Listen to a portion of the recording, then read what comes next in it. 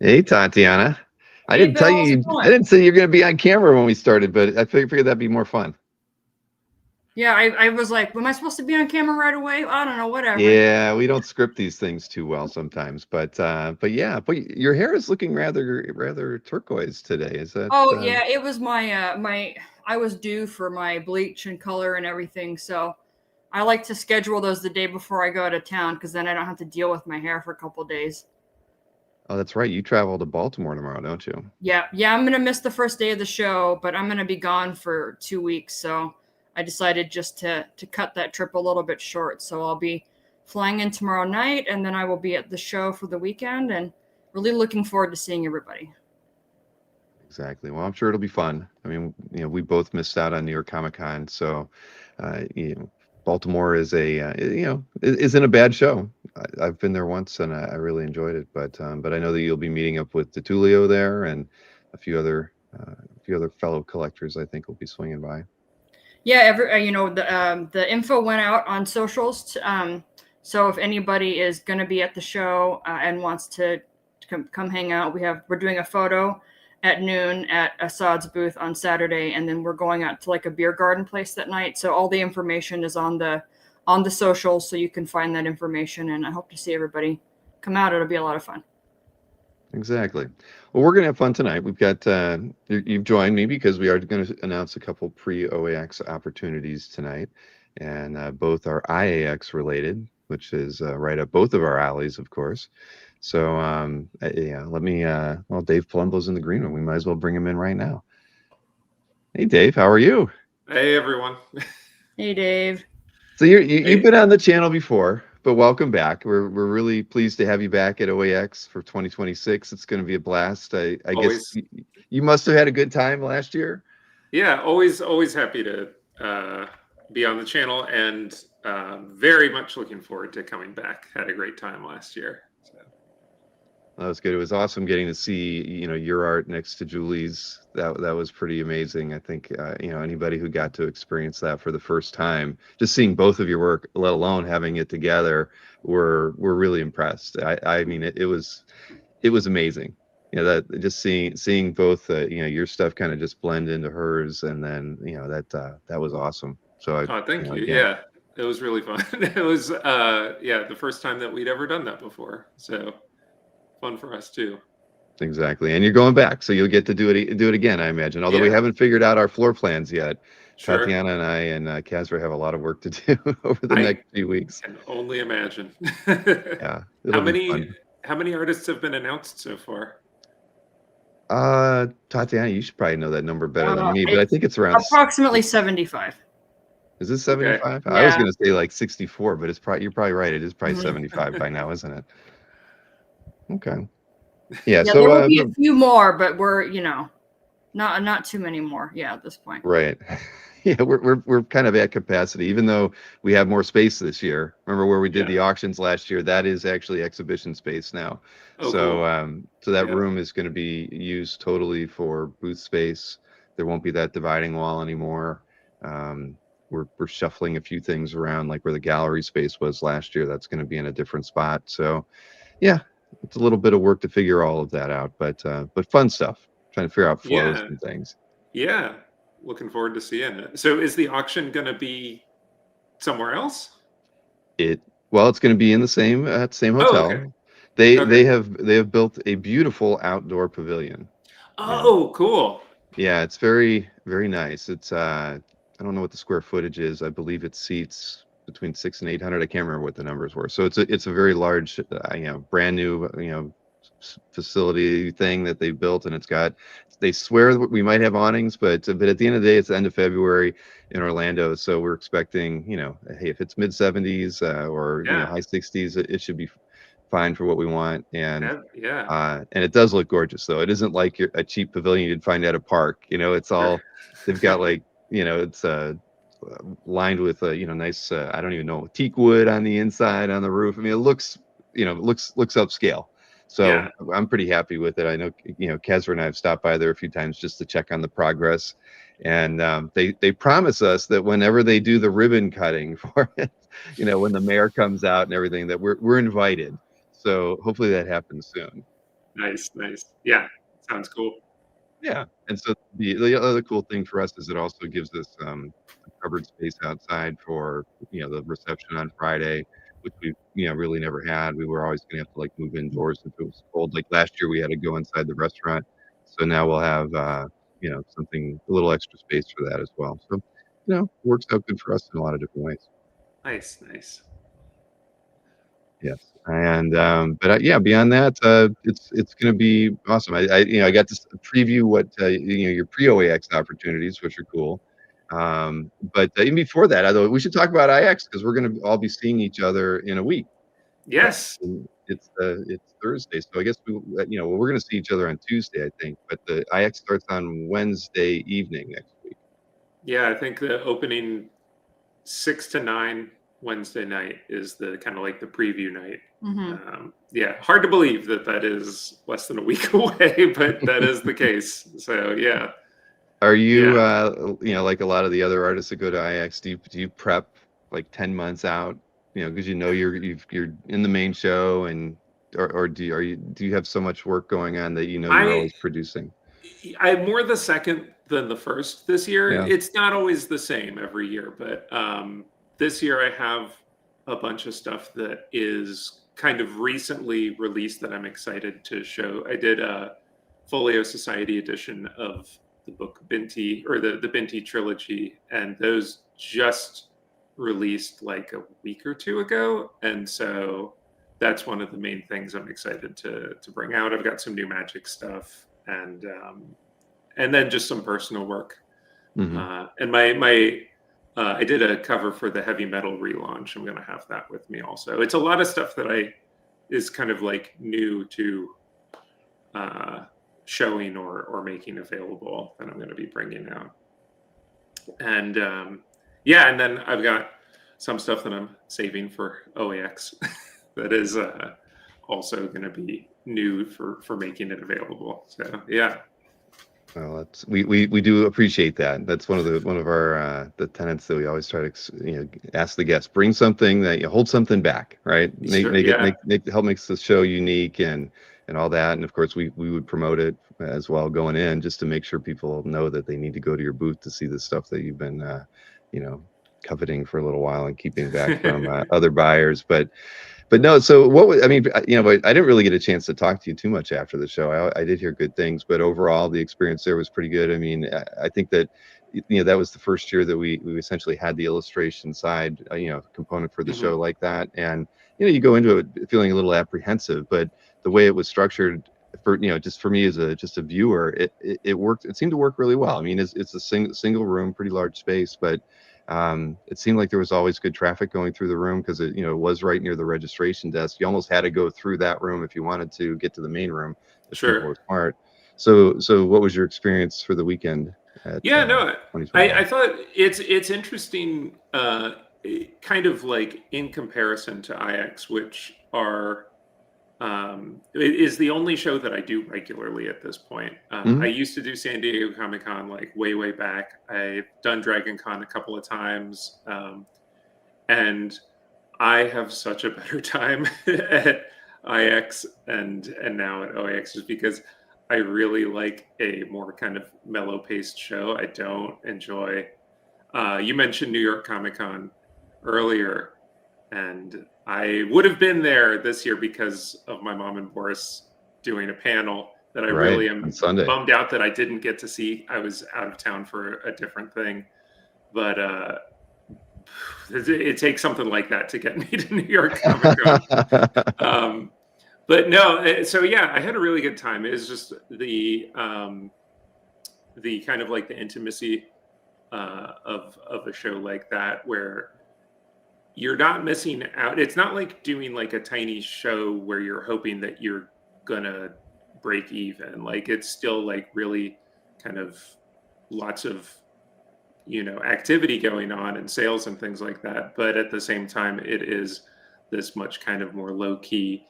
Everybody seems to be able to have conversations and get to know each other. And so yeah, that's the kind of show as I get older that I prefer to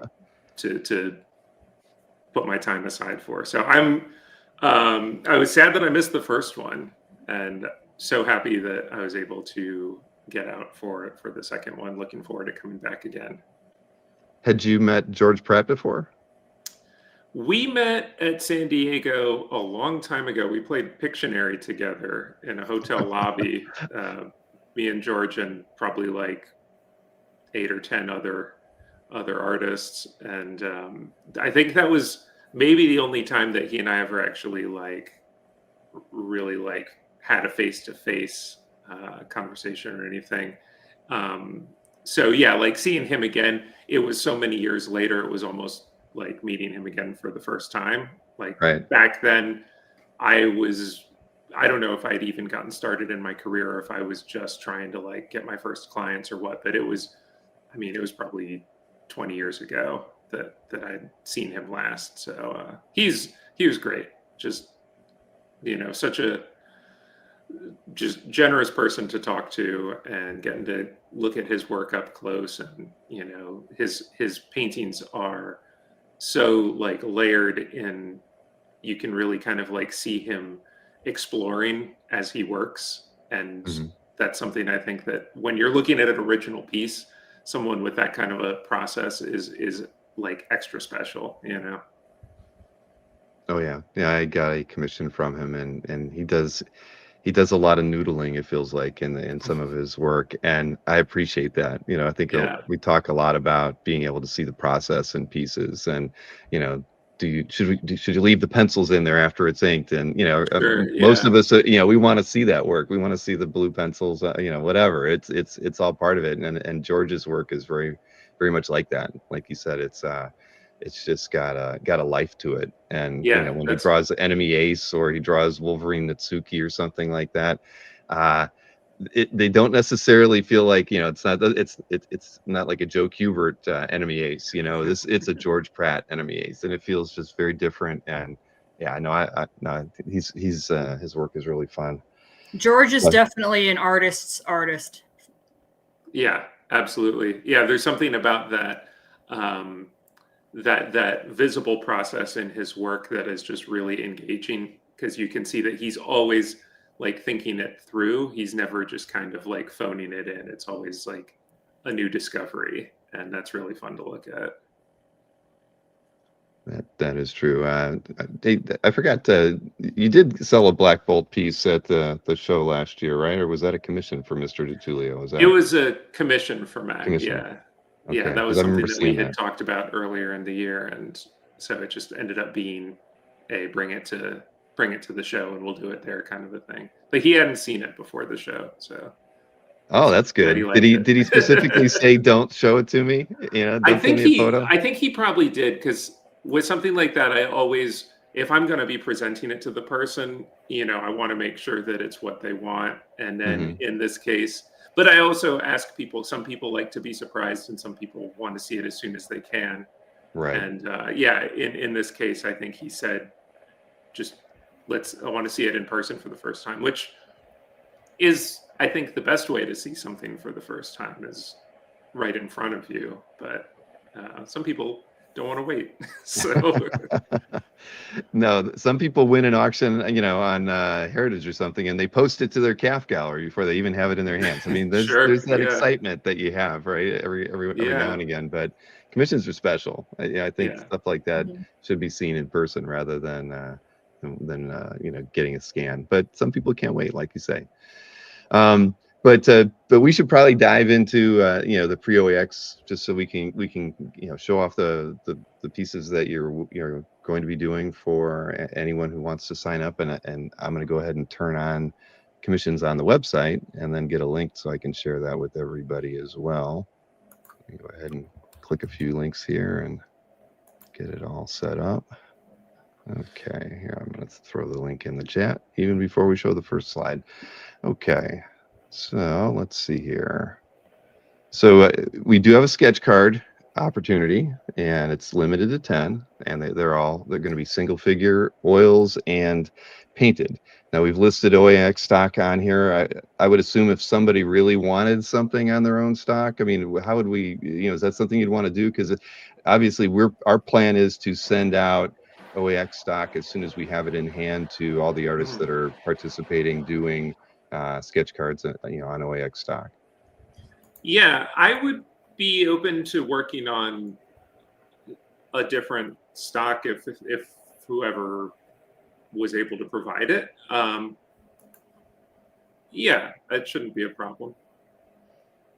But okay. I mean, some people have asked. That's the only reason I wanted to be sure. Sure. Yeah. Yeah. It might. An asterisk next to that, probably, but it might require some additional discussion. But right, because they're going to have to mail it to you and everything, and yeah. Okay. Well, so these were two nice pieces, the Storm and the Venom, and then you also sent a couple other painted card examples with Spidey and a Venom costume as well too. So that's fun. And it's difficult to get a full figure on a sketch card, Dave, but you did a really fantastic job with that Spidey. Oh, thank you. That one was a pretty recent one that I was very happy how that came out. But and like primarily centered on the figure, simple or minimalist backgrounds. But yeah. All right, so that was so these are limited to 10, price is $700, oil paint on sketch card stock, OAX preferred. We also have a 9x12 option. So this is with a single figure, oils again, and there'll be no backgrounds on it. And you're going to take 4 of these. And I feel like I'm being targeted because Cyclops is, is neck and neck with Thor for my 2 favorite Marvel characters. So I did laugh when that came in. I was like, oh, it's like he knows. Right. I figured there was some inside joke there or something. Tatiana said, remember that Cyclops you did that one time? Let's show that one again. Yeah, but you also had another example from 9x12 as well for Spider-Gwen, which is awesome. Yeah. And I think these are very representative of what I want to do with these 9x12s. And these are on paper, but like a gessoed heavy watercolor paper. Yeah. Awesome. That was going to be my next question. Is it on paper or board? So it's on paper. Yeah, when we cut back to, I've got a couple here with me that I can, the ones that you're showing here, I've got it handy. But yeah, they're oil, excuse me, they're oil on gessoed watercolor paper. Perfect. Now you have one other size, and let me switch slides for that. So you're only going to be doing one of these. And so it's a full figure, fully illustrated piece. So we could say it's full background, I guess, and it's on 18x24. And again, you're doing one of these. Now, is this going to be on a board? I feel like that would be on a Masonite panel. Yeah, because I remember I'll show that one next. The image that we used for the IAX poster last year was this one, and it was on a board. Yeah, so it would be the same. This was 16x24. It would essentially be the same, but just a slightly wider format is what I was offering there. Yeah. All right. And I think you even gave one other example. Yeah, that's awesome. Yeah, I keep looking at him. I keep saying, "Oh, this one's my favorite," and then the next time I look at him, I go, "Wait, no, this other one's my favorite." Like, I keep changing my mind. So I think they're all my favorite. Yeah. Thank you. I do have to go back to the Loki one more time. Yeah, that's awesome.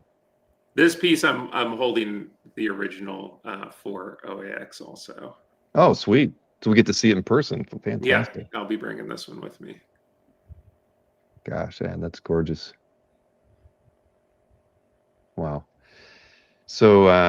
So there we go. Those are the 3 sizes, and everybody knows what the limits are on those. So if you're interested, you know how to send an email. I think we got one sketch card email came in already. So that's a start.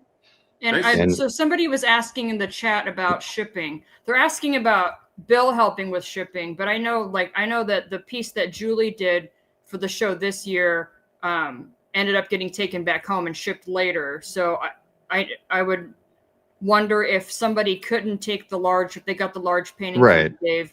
I did ship Dave, I did ship your artwork to the buyer actually last year after the show. So the Batman? I did, yeah. Oh, okay. Yeah, they because they had picked up like 3 or 4 other pieces as well.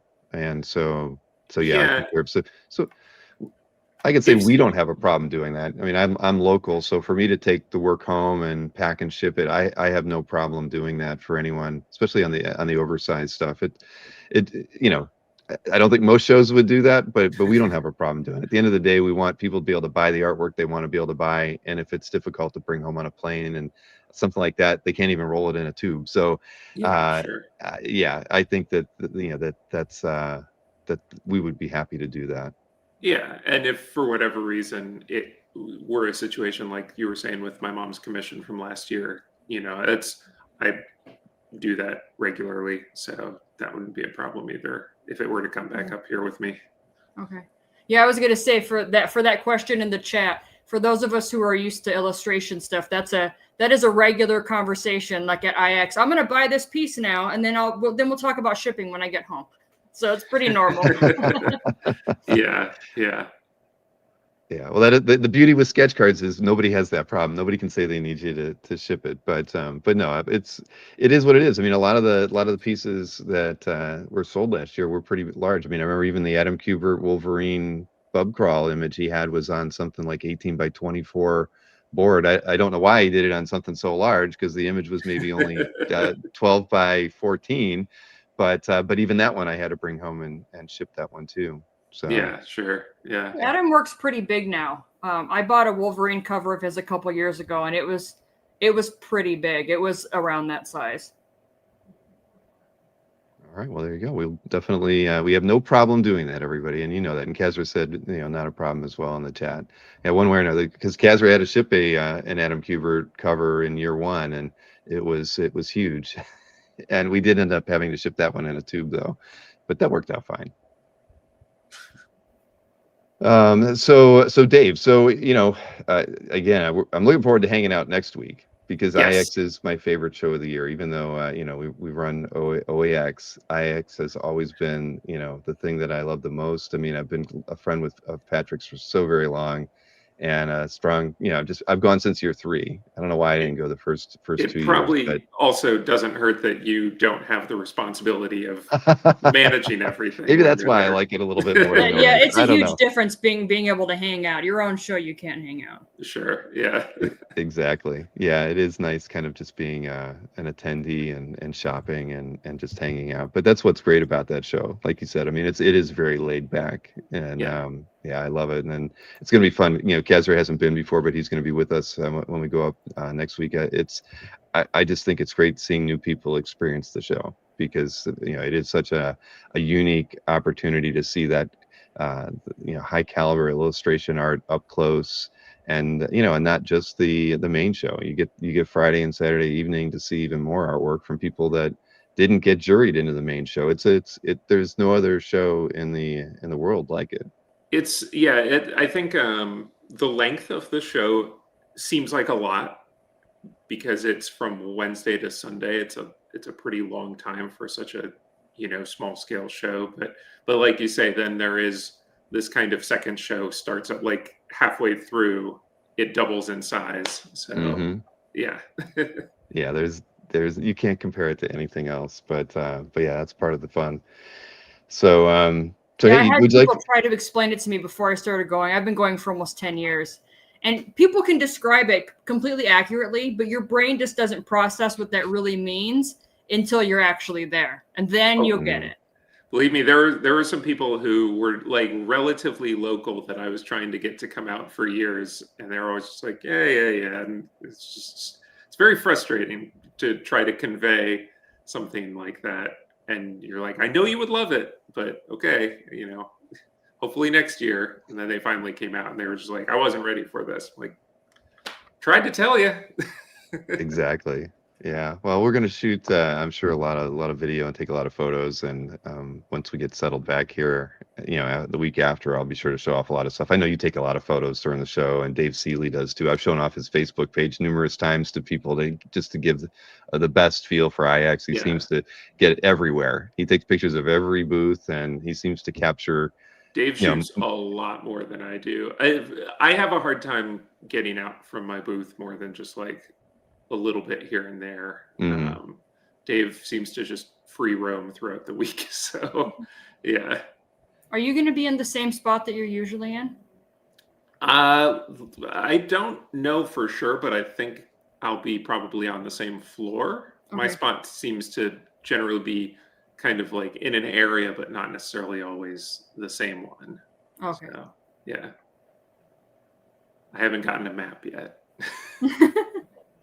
I was just curious with that. So that's good to know, because I was curious how far in advance you know those things, and with I the will. setup. 'Cause I know people are usually Yeah. in the same general area, but sometimes they get rotated around. Yeah, I don't know why. There are some people who every time the show moves to a new venue, they get put in a spot and then they just stay there for like. I've always been a kind of like a traveling spot. I've been in a lot of different places just in the Goggle Works there, and so usually I just check in with Pat before the show and just ask him like, what's the shape of the booth, how many feet, all that kind of stuff, and then when I get there, just kind of see if my plan still matches what's in front of me and then make it work if it doesn't.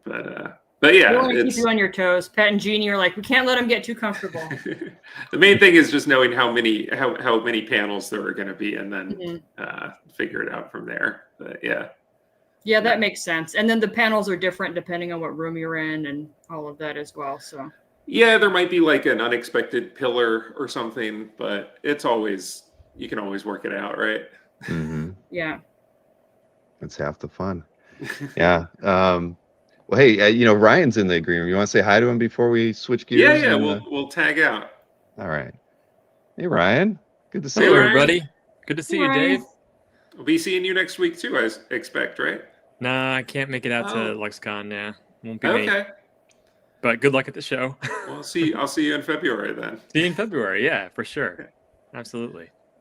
Looking forward to it. Well, yeah. Enjoy. I'm gonna say my goodbye here. Thanks so much for having me on, y'all, and all the folks in the chat. Looking forward to seeing everybody in Orlando. Yeah, the weekend of February 20th through the 22nd. Yeah, I got that down. But Dave, thank you again, and we'll see you next week. Yes. Yeah, we'll see looking you on forward to that. Tuesday.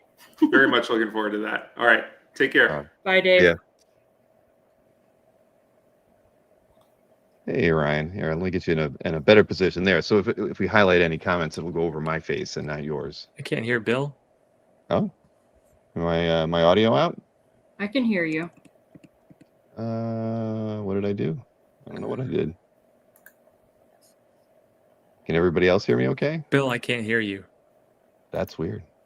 Okay. People in the chat say they can hear me. Can you that's hear weird. me, Ryan? I think maybe Ryan can't hear us at all. Maybe his audio, his speakers all cut out. Okay, everybody can hear me. I could type a message. Everybody's got sound. Yeah, it's something. It must be in your I can't earbuds. hear you, Bill. Yeah, your earbuds are out, man. How do we communicate? Let's see. I can pull up one of these and just say, hey.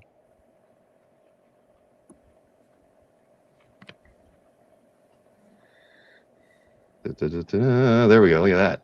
Your earbuds are off. Possibly. It is weird that he was able to hear us initially. That is really weird, because it worked just fine, and then it As just soon as I didn't. changed positions, I'm going to move him right back where he was, and then he can hear me again. Yeah, that's really weird. Well, maybe they just, I don't know. Those are usually like Bluetooth. Nope. I don't know. See, this is what happens when when you're not going to IX.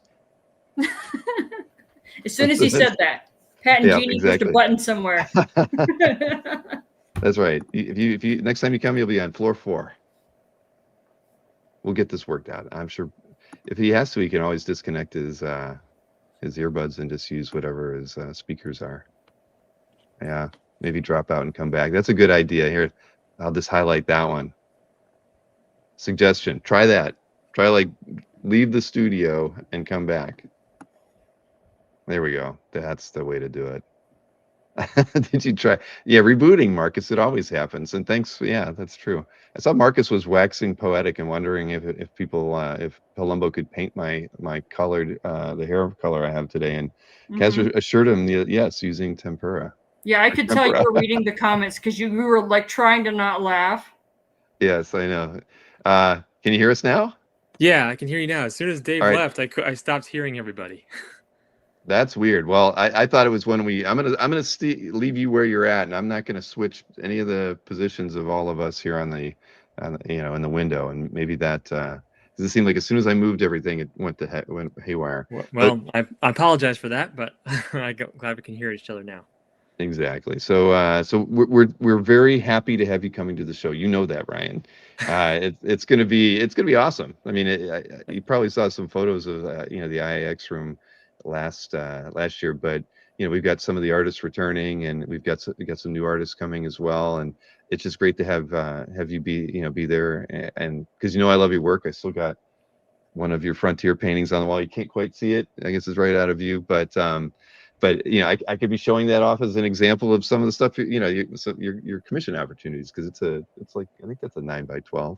Yeah. But yeah, I love your work, and I think it's going to be great getting to show off your work to the community at large around comic art fans, and the growing community around OAX. But yeah, I can't thank you enough, because I love your work so much.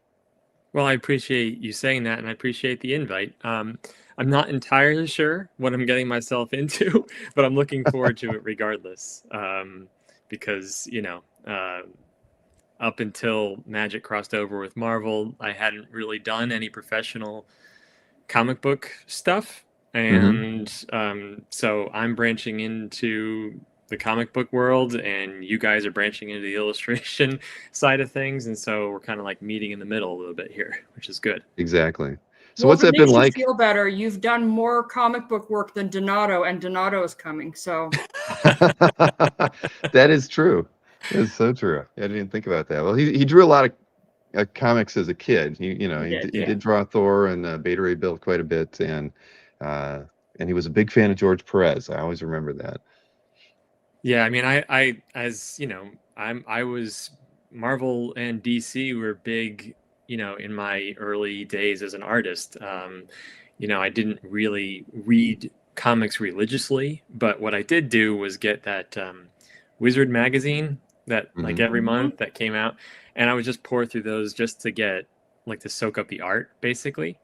And the Fleer X-Men cards and the Marvel Masterpieces were like a huge, Marvel Masterpieces might have been the first time that I saw oil paintings treated as illustrations outside of like Norman Rockwell or something. It was like, oh, this is cool. It's like comic books, but it's oil painting, and that crossover kind of really inspired me as I must have been 10 years old. And that was the first time I saw Julie Bell's work for it, actually. Right. So yeah, comic books have always been important to me as an artist, but I just never really had the opportunity to do that professionally, and I'm happy to now. Well, I know the fans were really excited to see you have a few pieces. Did you have 4 in this Spider-Man set? Is that right? 3. 4? 3? Okay. 3. Yeah. So I know people were really excited. And of course, you always make it real fun whenever you're selling. That's always my favorite part, when your auctions go up, all your fun photos. Yeah, I started that, and now I can't stop it because people expect it. You're going to be able to make a book of those photographs one day, I think. Yeah, I wish publishing was more lucrative, because that I could actually take the time to do that book. But I told Ryan to make a calendar every year. I said I would buy it, and then I said he should make playmats. Yeah, that's true. Yeah, calendar would actually. I like the calendur idea, actually. Yeah, I mean, they do about 12 pieces a year, so that makes sense. Right. That's funny. Yeah. No, you've it reminds me of Paulo Rivera, when he would do his wacky pose thing, where he would try to just show you how he poses for something. He would always dress in costume or come close to it. Now you're doing this to help promote the sale of the piece, and it's right. I don't know. I love it. I do. You got to have a sense of humor in some of this. Sometimes it is serious business, selling artwork and promoting your work, but I mean, it doesn't all have to be highbrow all the time. Exactly. Like I am selling paintings of dragons, you know. So they're good paintings of mythological creatures, but you know, we're still dealing with imaginary stuff, and imaginary stuff is fun, and that's why people like it. So why be so highbrow or protective even of your work? You know, I'm proud of the work that I do, and I'm when I'm selling something, I'm not making fun of the work. I'm more just like making it fun for other people to kind of communicate with me and communicate with the work. I think one of the things I like about it is while it's not direct, it kind of gives this like people who really know how like taking reference photos and all that process works when you're creating something knows that a lot of those photos end up being really silly. And so it, to me, it almost gives me that like behind the scenes feel of like, if people only knew some of the photos that were used as reference in, you know, the creation of a piece, that sometimes they can be pretty hilarious. Right. Yeah. I mean, this is like almost a backward situation where I'm doing it in reverse, where I'm not, it's rarely something that I actually used for reference, but more like, okay, the piece has now been released. Let me look around the room and find something that is thematically works for this. The Spider-Man paintings are like one of the only exceptions where I actually did buy that suit, the Spider-Man suit, to pose for those pieces. So that was something I actually did have on hand. I didn't have to make it up from scratch. Well, you know, the community, certainly the community that surrounds IX is very, very fun loving. And, you know, you can tell there's a lot of camaraderie between the creators and the people who collect the artwork there too. I mean, you just see it. And even though you only get to see those people once a year, you know that at the end of the day, they're still probably hungry for a good laugh every once in a while, as it relates to, you know, getting to interact in the you know, in the thrill of seeing the artwork and the opportunity to buy it. Yeah, no, well, we all about, you know, again, we appreciate the approach. If Tatiana wouldn't mention it, I would have too. Thanks.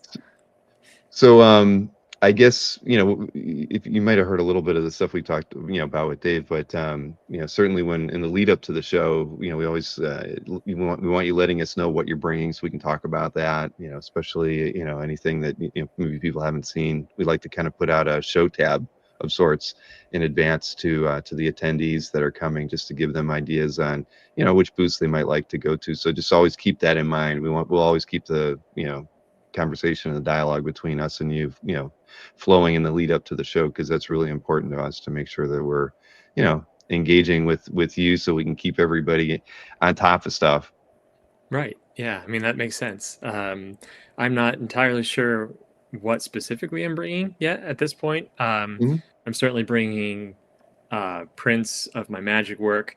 You know, I can't make prints of any of the Marvel stuff, so I won't have really any physical objects revolving around those magic Marvel crossovers, because legally I can't.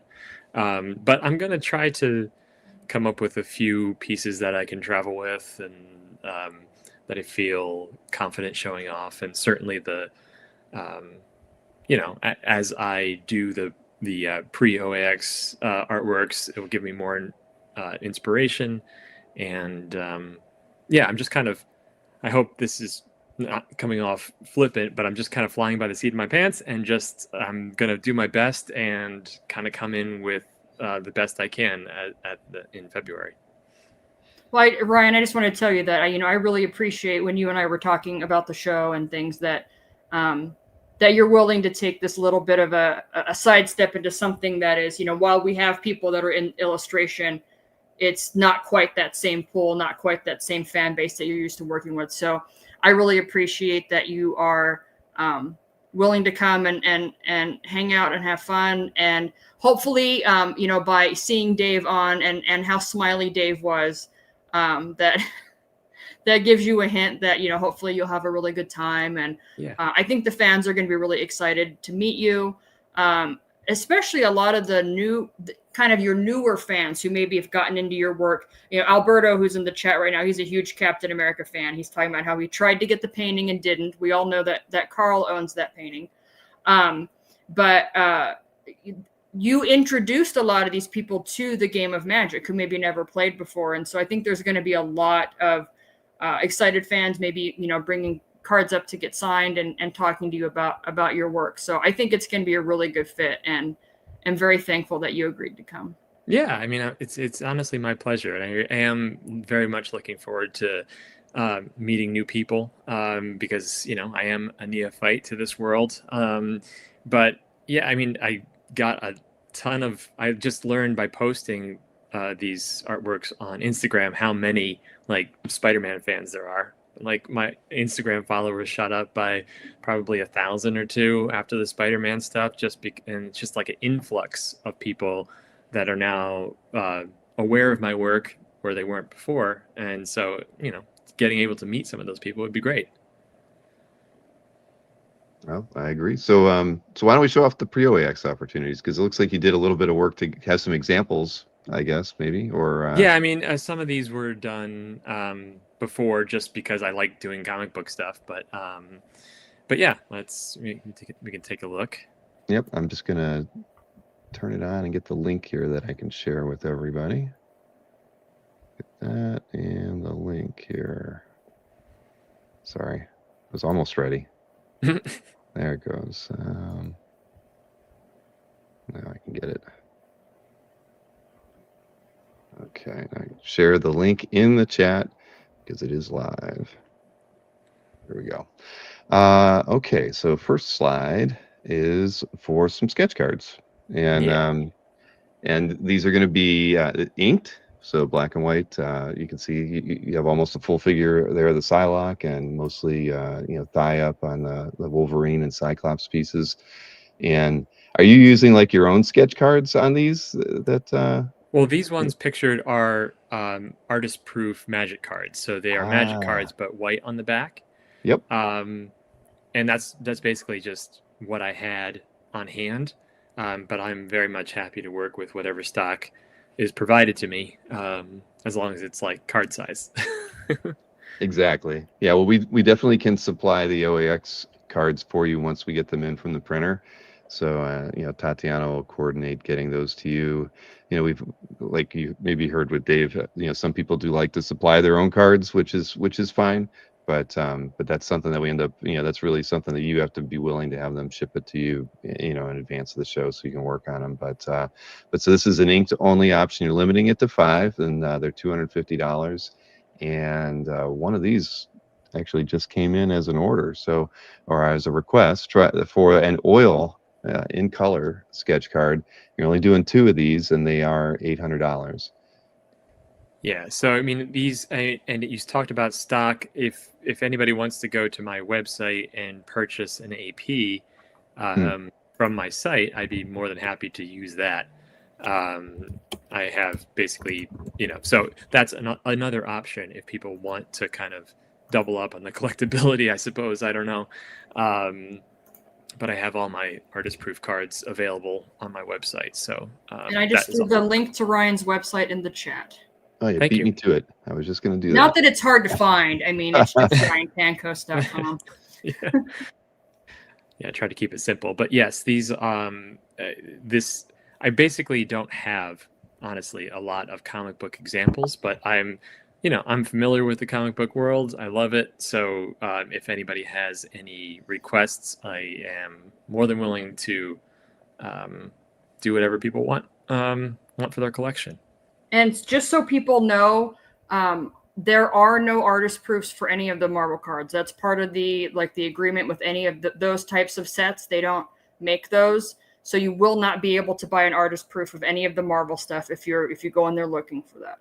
Yeah, thank you for mentioning that, because that is a very important part. We kind of were granted and requested the right to at least work traditionally and sell the originals, but none of the other rights that we normally get as magic artists made it into the Marvel crossover. Interesting. Well, hey, I got to let you know this, Ryan. You've actually gotten 2 of the sketch card oil options. So should I go ahead and mark that as sold out because you did want to look? Yeah. Okay. I'll mark that as yeah. There we go. I can do that sounds live. Great. All right. Yeah, I'm looking forward to seeing what I am requested to paint. Well, here we do have 2 other options as well that you're limiting to one each. So this is an 11 by 14 oil painting, head and shoulders, priced at $1,500. And this is definitely one of the frontier images. Right. Yeah. Yeah, this is just an example, not an example of subject matter, but certainly kind of what to relatively expect for an 11 by 14. I can add some background, but it won't be like a full action scene. It really will be more of a portrait of whatever character you request. But this is just one of my personal paintings that has maybe nothing to do with what I will eventually paint, but just give you an idea stylistically. Yeah, no, it's very similar to the piece I have with the dragon and the flying behind the female figure. It's lovely. Yep. Then the other one is a larger piece, 16 by 20 and single figure. Looks like, can we say full backgrounds? I guess. I mean, it's I might have to go back and forth with the buyer to figure out something that I'm capable of doing. But yeah, we can. Generally, the idea was to do a full background. Maybe not like, so we're doing single figure, so the background maybe couldn't involve like a huge army of soldiers, but no. This kind of gives you an idea of the complexity that the background might do. Maybe a little bit more complex since this particular image is a foggy scene, but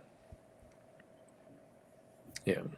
Is that how you would normally handle, like a commission of this level, where you kind of work with the client to get a feel, and would you give them kind of a thumbnail ideas on what you were thinking before you'd start the painting? Yeah, for sure. I would say I would feel more comfortable providing a thumbnail at this 16 by 20 size, because I just want to make sure that I'm getting it right.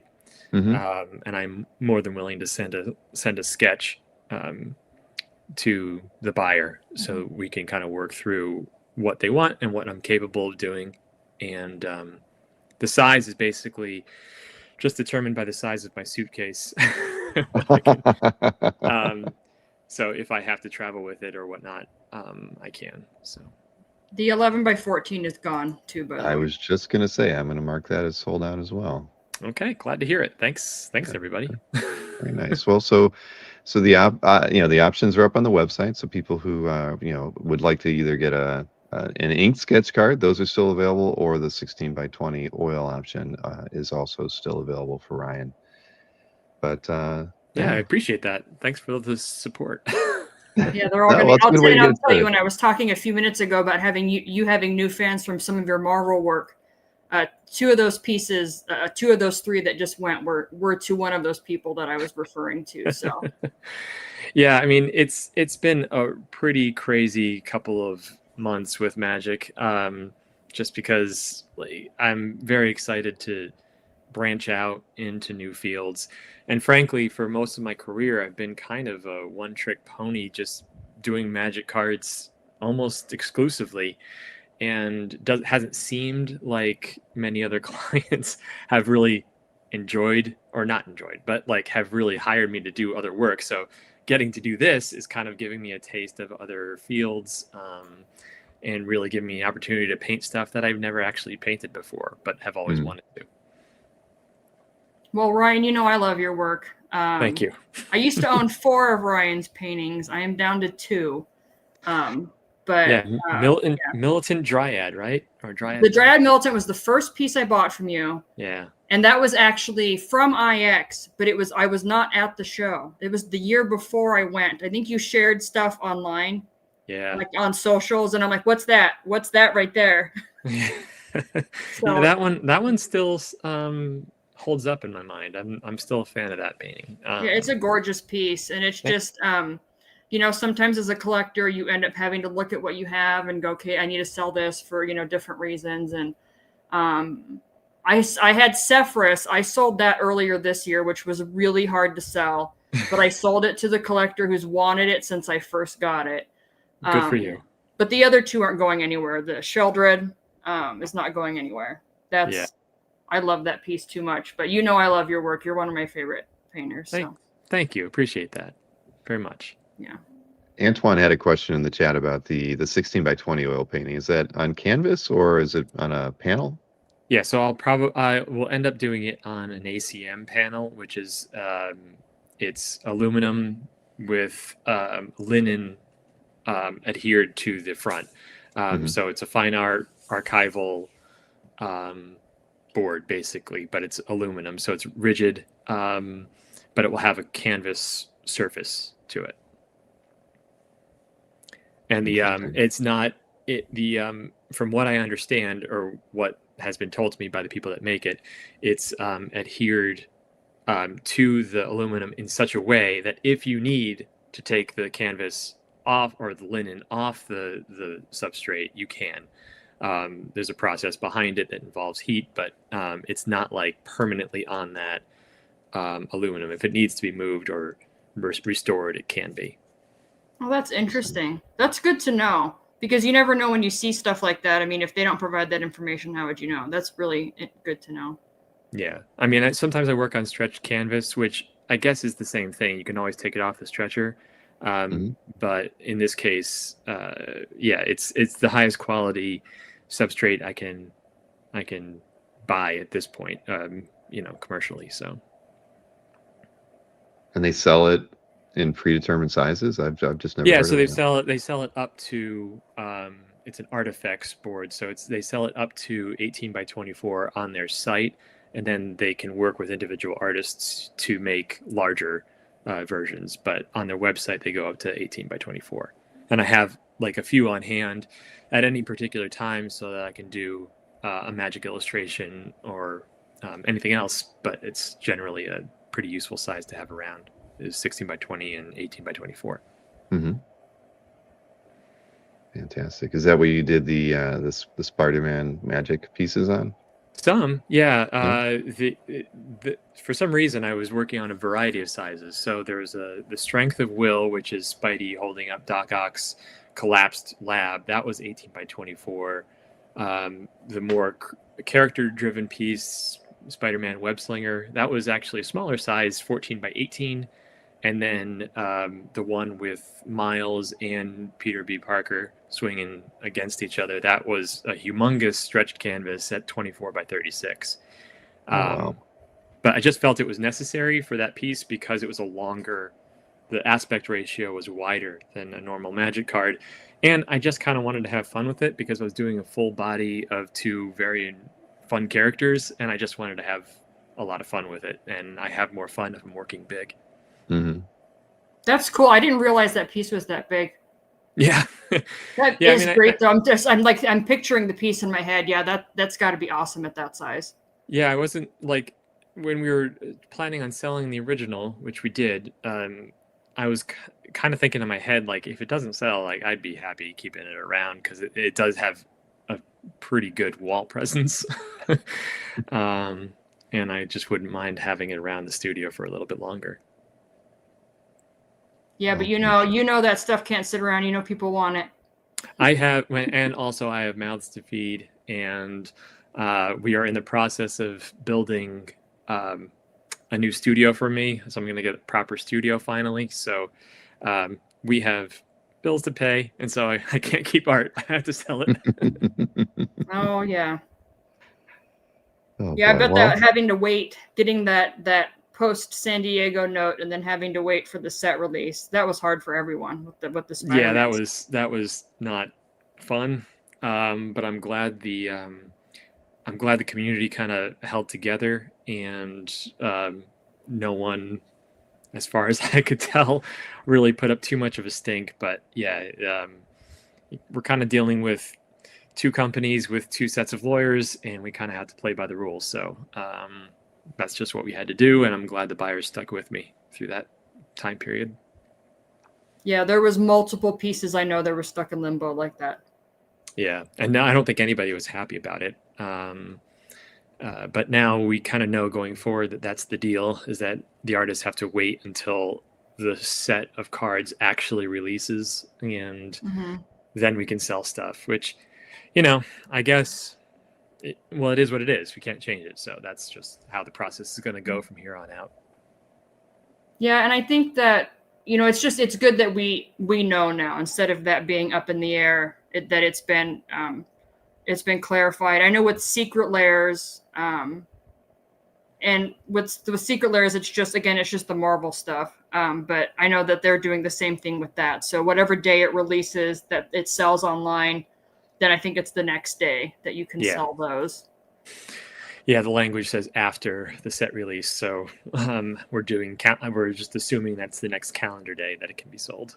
Yeah, that's pretty much how we've been handling it in the art market, is just telling everybody. That way you don't have to argue about what time of day it is. Well, it's 9:01 and it just dropped. Yeah. But yeah, I'm glad there's a going forward, because I'm looking forward to the future sets that they announced. The Avengers set that's going to happen, I guess that's in June. Mm-hmm. So I'm looking forward to seeing the stuff come out from that. And yeah, it's been kind of a crazy ride in the last year to year and a half. Yeah, and I know the piece that we saw spoiled last week was digital because there's no originals for it, but the TMNT set, I was really excited to see that you were. At first I got all excited. Ryan's in it. Is this traditional? Is this a real painting? Mike's like, no, calm down. Yeah. That was a huge, it was a personal triumph and a disappointment at the same time, because Teenage Mutant Ninja Turtles were so important to me when I was between 7 and 10. Mm-hmm. And I begged to be on that set when I heard that it was happening. And I really tried. I said, is there any way I could work traditionally? And there was just no way. So I worked digitally. These were my first digital pieces for Magic ever, and probably my first digital illustrations in general, professional illustrations in general. And yeah, I was very disappointed, but I had to do it for my 7-year-old self, because it's just such a nice bow on the career, to be able to tie my childhood interests and my childhood loves to what I'm doing now, and to kind of give a high five to 10-year-old Ryan to say, hey, we made it. Oh yeah, no, that there's a certain age range that, that was my after school cartoon. That was my favorite original game, Game Boy game. Yeah. When you would find the whole pizza, you're like, yes. Yeah. So I completely understand, but yeah, I was excited to see that you're working on that. If there are any other franchises where potentially maybe in the future they would allow original sales, because TMNT is a comic book and there's a lot of history there. Maybe one of these days, fingers crossed, they would allow that.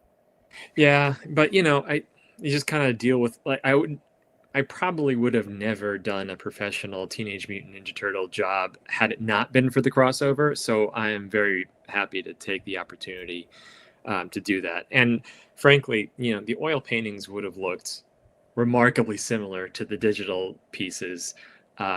They just would have probably felt a little bit more like me, or about my look, because a lot of the aesthetics of my work is about the process of oil painting and not necessarily what I'm painting. So the layers that kind of build up when an oil painting happens, or the decisions you make based on how the paint is behaving or the brushes are acting, even the texture of the surface has a lot to do with how my pieces end up looking. So generally they would look probably close to the same, but I just wish I could have seen what they actually would have looked like had I put my full weight behind them. Well, that 18 by 24 spot is still open. So if anyone here is a huge TMNT fan, you can make this dream come true, because we all want to see Ryan traditionally paint a TMNT piece. That's very true. Yeah. So it's great to have opportunities like this too, just to kind of and then you can show it to him, and maybe it could get published. You never know. Yeah, maybe. Yeah. We'll see. I don't, as I said, I haven't had a lot of traction with any other client besides Magic in my entire career. So well, now that I know how much you love TMNT, I'll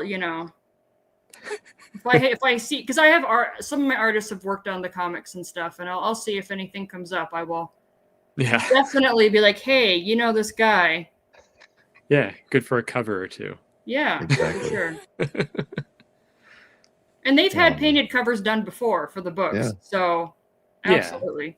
Yeah, it would be more of a passion project. I mean, even now, like I'm kind of in between worlds too, and not only between magic and the comic book world, but also in the fine art realm. Like I'm moving more into like landscape and portraiture, and exploring ideas of my own, like my ideas around like climate change and stuff that's really important to me, and then I'm exploring in my own work. So I'm always kind of like in between stuff. I'm never really in one realms exclusively. So So you're a planeswalker.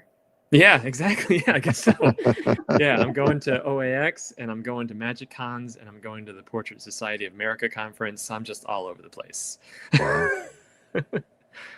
I love that. I'm really excited to see, especially some of this climate change stuff. Like I mean, I saw the piece that you shared. What was it, yesterday or today? That big piece that you just finished. That piece is stunning.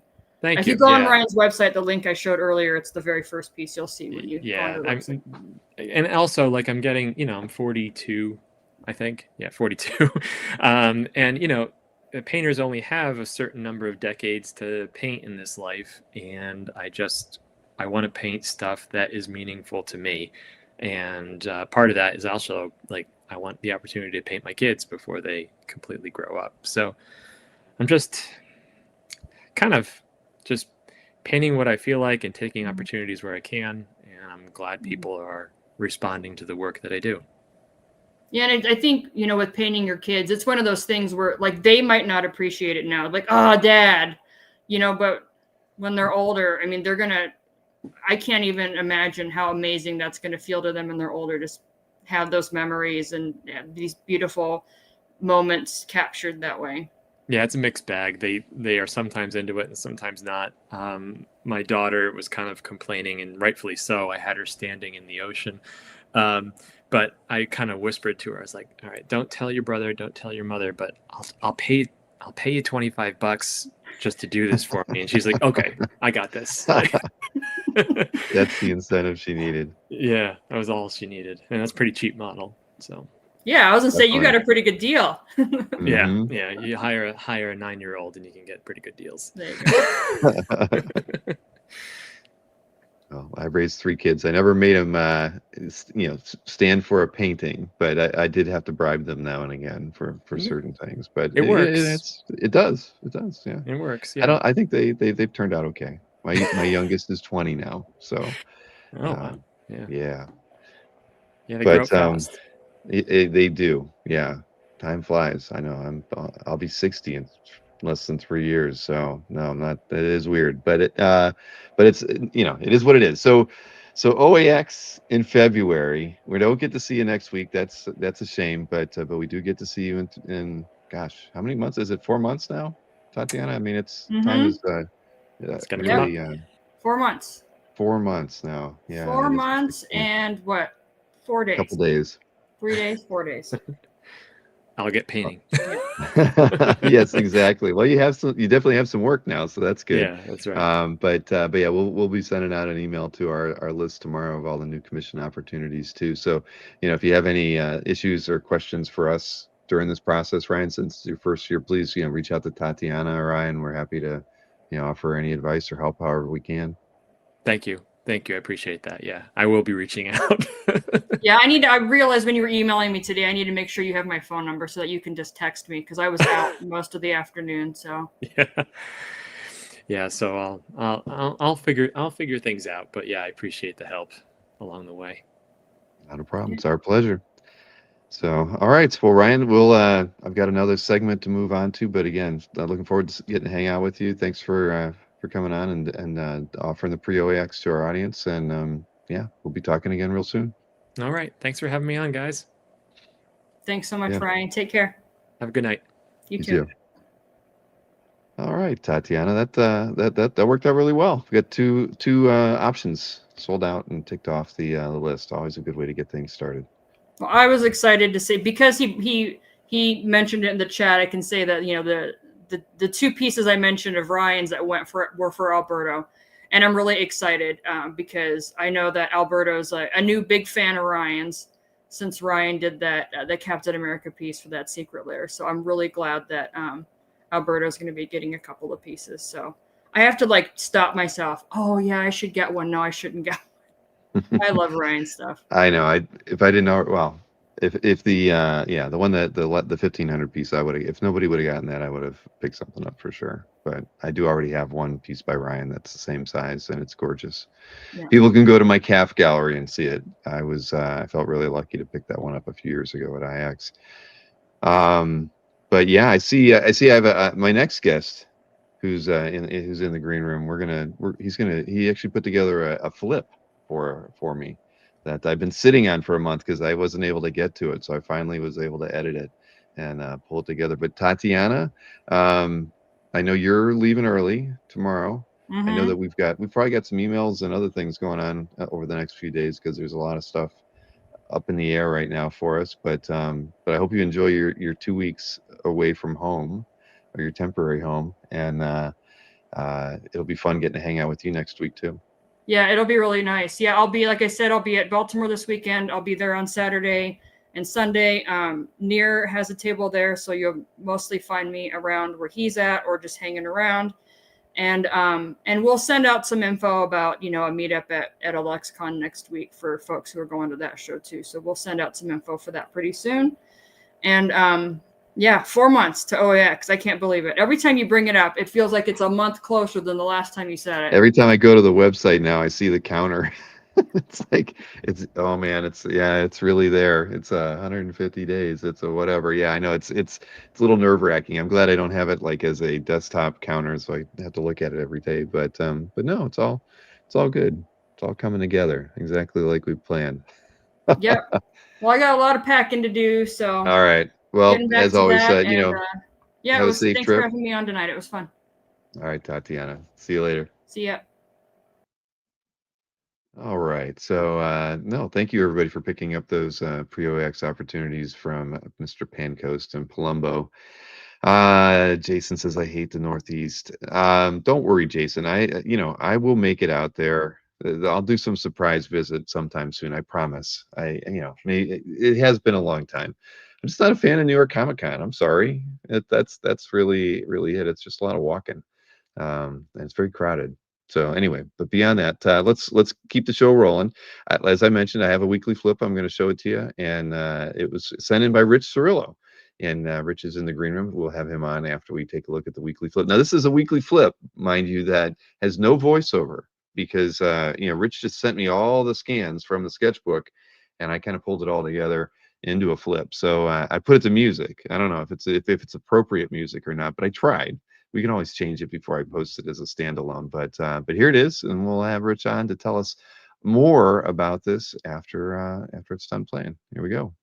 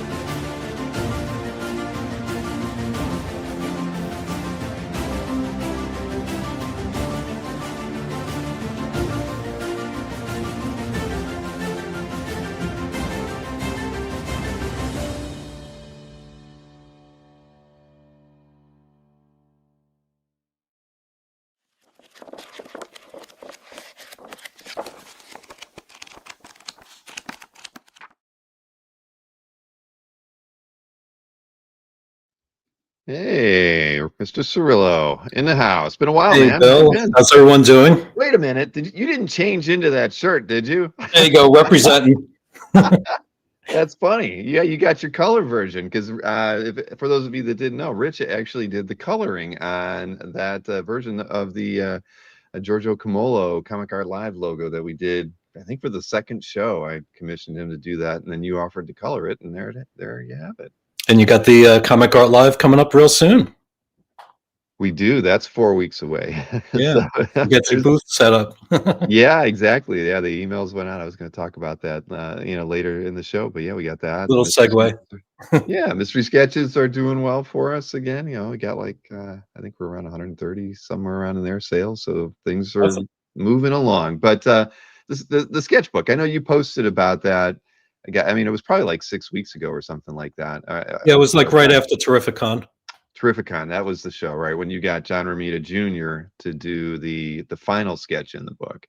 Yeah, But I had saved one empty page, and there was like a short list of artists that I had wanted to get into the book, and I didn't think some of them were going to happen, like John Byrne or somebody like that. But Romita Jr. has been doing some shows, and I had missed him a couple of times, and I had gotten a sketch from his dad like 20 years ago, so I was like, that would be a nice bookend to have both of them in there.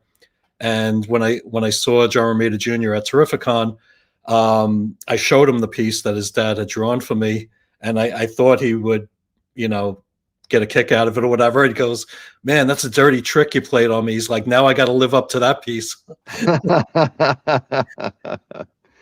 So I have to ask, I mean, how many of these, sketchbooks do you have out there, or was Cap the only one that you were trying to get a single character throughout the whole thing? Well, this was the first one I started back in 2002, so 23 years ago. Mhm. And it's smaller in size, so it was actually a good gateway to meeting a lot of artists for the first time. And because of the small size, back then some of the artists would draw in it for free, or in fact, when I met Herb Trimpe at a New York show, I think he was charging like $50 for a head sketch at the time, and he saw the size of the book and he's like, "Oh, I can't charge you that." And I think he charged me like $25. So but yeah, my first Neil Adams pieces in that book from 2011. I was actually getting a little choked up the way you set up the slideshow with the artists next to the picture, because a lot of them aren't with us anymore, and the whole That thing was about, why I did it. If I had more time, I would have, I mean, I think most people knew who each artist was, but yeah. yeah, I think before I posted, I'm going to go in there and put the names in as well. But yeah, there was no other way to do that, and No, that was treat it great. You did properly. an awesome job. Thank you. Oh, hey, it was my pleasure. Because honestly, I wasn't quite sure. I had never looked in the folder to see Mhm. what you had uploaded, so I didn't. I Okay. had no idea. I think I'm still got to tweak a few things in there to make it a little bit more presentable. But no, I thought it was awesome, and having photographs of many of the artists with the piece, Yeah, that was few cool. of them. A few of them, I didn't have them holding the book. Like they might have been arranged through like a friend or something, where I didn't get an opportunity to photograph them with the book. So Hmm. I threw in a couple of other photos that I took of them at other conventions, just to have a point of reference. But Was the yeah, I Perez mean, one worked on twice? what's that? The George Perez cap. Yeah, there's a few little Easter eggs in there if you look. The George Perez one was over two different conventions. Okay. He penciled it first, and then at a later convention, I got him to ink it. I did that with Kevin Nolan also, and there's a couple of artists that are in the book twice. A couple of different pieces. Yeah. But other than that, yeah, I mean, it's been a journey. 23 years putting that together. And as the pages started to dwindle with less and less available, I'm like, I started getting very particular who I wanted to get in there. And my original choice, I wanted to get Steranko to draw something in there, and he autographed the last page, but I wasn't able to get a sketch on there, so he's in the book. Well, that's good. At least he's represented. Yeah, he doesn't sketch too often at shows anymore. So, but at least you tried, right? Yeah, I mean, it's it doesn't worth hurt to asking. ask. No, of course I, not. I I explained to him, this has been going on for 20 years, and I'd love to have you in the book. And I guess he just doesn't want to sketch at shows at this time. So, I mean, having his signature in there is cool. But Yeah, to answer your question earlier, I've got two other sketchbooks going on right now, an Avenger one and a Gotcha Man sketchbook. I just posted from the Avenger sketchbook an Ultron piece that Sienkiewicz did for me the other day. Oh So wow. yeah, that was kind of cool because Oh, that's right. I saw the Ultron piece. Yeah, yeah, yeah, yeah. I saw him at New York Comic Con on Saturday, and originally I was going to get a Scarlet Witch from him, and he flipped through the book and he saw Ultron had like reference in there and a page saved, so he's like, "Oh, I'd rather draw that." He's like, "I've done a couple of Scarlet Witches lately," so I was like, "Go right ahead, be my guest," you know. Right. You don't mind if it's a villain, right? No, You know, as long as it's Avengers related. no, in fact, with that book, when I did the flip for you a couple of months ago, if you flip the book over the other way, it's villains going one way and then Oh, really? heroes going the other way. So eventually they'll meet in the middle. Yeah, that's cool. I always forget you're the Gotcha Man guy too, because you've gotten a few interesting commissions and a few published pieces. Speaking of which, I just picked up a piece from New York Comic Con. You want to see? Yeah, of course. I'll go full screen. Oh wow, dang! So this is one of the covers to Gotcha Man #1 by Chris Batista. Came out really nice. Do you are there a lot of Gotcha Man collectors out there? Do you find yourself having to race to certain tables, or No, 'cause I mean I know there's a few other collectors on CAF that there are a few others on CAF. I mean, you got to be kind of particular what artists you ask because it's of like a certain age group if they've seen the cartoon. Mhm. And actually, as I struggle over here, I met up with Chris Batista today. He was nice enough to meet me up at my job and picked up a few other pieces from him. Oh wow, just character designs that he worked on. Yeah, he did prints and posters of this that he had available at New York Comic Con. And they're all in his pencils. So I was like, "Oh yeah, let me know when you want to sell those," and we were able to work out a deal. So even though I only made it to one day of New York Comic Con this year, I met Sienkiewicz on Monday, Batista today. So it's the show that keeps on giving. Right, right. No, it's a big show. I mean, you're not going to see everything in one day, Well, you but want to hear something funny? I mean, for years, me and my wife, we went all 4 days, and I mhm, couldn't this year because of my new job. We would just go on Saturday and Sunday. mhm. And Saturday we were there from like 10:30 in the morning and we stayed for the art auction, and that's usually over like 10:30, 11 o'clock at night, and by the time we got home we were toast. Like we didn't make it to Sunday. Like our bodies are just getting old. Right. How did the art auction go? Good. Did you see the Cliff Chang Gotcha Man I posted? I think I've got it. Do I got it here? Yeah. Hold on a sec. Here we go. So that's the one piece I got from the auction. Oh, nice. I love Cliff's work. That's great. I mean, as soon as I saw that posted with the all the pieces for the auction, even Mike Negan, who runs the auction, he's like, "Rich, I think we got a piece for you." They know you too well. See, that's the best thing, right? About about knowing people's collecting tastes is being able to have a friend recommend something or highlight something for you. Well, it was Nothing wrong funny. with that. We met up at the bar after Comic Con on Friday Mhm. with Kazra and Matt DiTullio and a couple other guys, and I met a couple of new collectors that are on CAF. And it's funny, we whip out our cell phones, and it's like, "Oh, I probably know you by your art," you know, like names mean nothing in this hobby. It's like you're this collector or that collector, you know. Right. Oh yeah. And as soon as I showed them a couple of pieces from my gallery, they're like, "Oh yeah, I've seen these before," you know. So it's good to put a face to a name. And Exactly. we missed you in New York, Bill. I know. I know. I'm sorry. I feel bad. I mean, I probably could have accomplished a few things had I gone out there. But yeah, I'm starting to threaten, Jason D'Ambrosia that I'm going to go to a comic art con. So maybe whatever the next one is, I have no idea. I'm sure it's when is the next one? They usually like April, April and towards the It's end of the definitely a year. ways out. It's going to be after OAX, so I've got Yeah, time. All I right. think that's actually the first place I met you was probably at a New Jersey con. More than likely, I went to Yeah, one of the you had short first. hair then. I did. I was Yeah. very presentable back then. Well, I kind of had a corporate job. Well, did I have a corporate job? I had corporate clients. Okay. I had a, I had to keep a, I was actually really a web developer, and I worked for a lot of like a big title escrow company as a consultant. So I couldn't look like this walking into their Miami offices and stuff. So yeah, for a long time I had very short hair and looked like a normal human being I with think it was whatever. the original location of that show where we met up, and they had like a little cafe right in there that Yeah. we grabbed lunch. So I believe that's the first time I met you. Yep. More than likely. But again, thank you for putting the slideshow together. It was amazing, and like I said, it really choked me up a little bit seeing the photos because there's so many memories behind that book of meeting these people. Some for the first time, some the only time I met them. mhm. And as time goes on, after 20 years, it's like whoa, like time's moving on. Right. I mean, Neil's in there, Tom Palmer, Yeah, Gene Colan, Gene Colan John was in there Romita too. Sr. It's just crazy. Yeah. And like I said early on, a lot of those sketches were free. It was before people were putting stuff on eBay, and artists were fine with giving you a free sketch or whatever.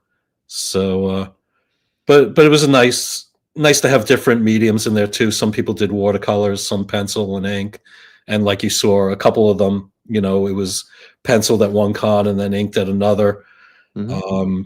But yeah, a lot of memories, and I kind of like compilations as opposed to people that do like mashups, with like different artists in one piece.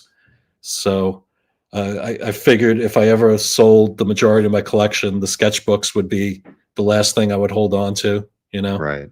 No, well, that's wise. I think I think collectors have I don't know what the right word. The sketchbooks are special, and Yeah, I think artists treat them differently than they treat selling a 9 by 12 out of their art pad or something like that. It's just they don't expect too many people to cut them up or anything like that. They're going to keep them together. So yeah. I just think the artists view it differently. And I've actually I started a sketchbook once. I think I've got a full sketchbook with 2 drawings in it, and I just stopped because I was like, it was a lot to lug around, and I just decided it just wasn't the path for me. Well, But that's the two problems with sketchbooks, especially the bigger ones. One, they get quite heavy carrying them around, especially if you got 2 or 3 of them. And mhm. two, after many years, you got a lot of money invested in those books. And like this past show, I gave my Avengers sketchbook to Bill, and he was going to have it for a couple of days, and I was like, sweating it out until I got it back. Right, It's right. when you got a lot of money invested in those pages, you don't want to let it out of your hands for more than a day. That probably was part of it too. I mean, back in, when I first started collecting, I got a lot of commissions and convention sketches, and I remember buying my own art pads and bringing them around and having like 3 or 4 of them and Hmm. leaving them with the artist, because the artists always didn't always bring, stuff to Right. draw Yeah, I on, which remember was that. wild, right? Yeah. But and I still have a couple of them where I actually, I taped my business card to the front of them, and then Okay. I wrote my address on the inside, because yeah, and every time I come across those, I just am reminded of what it was like in 1997 to start collecting art, and literally having artists not have anything to draw on, and you having to bring your own stuff. Yeah, you just It was brought a different back time. some memories with that. Yeah, for sure. Yeah.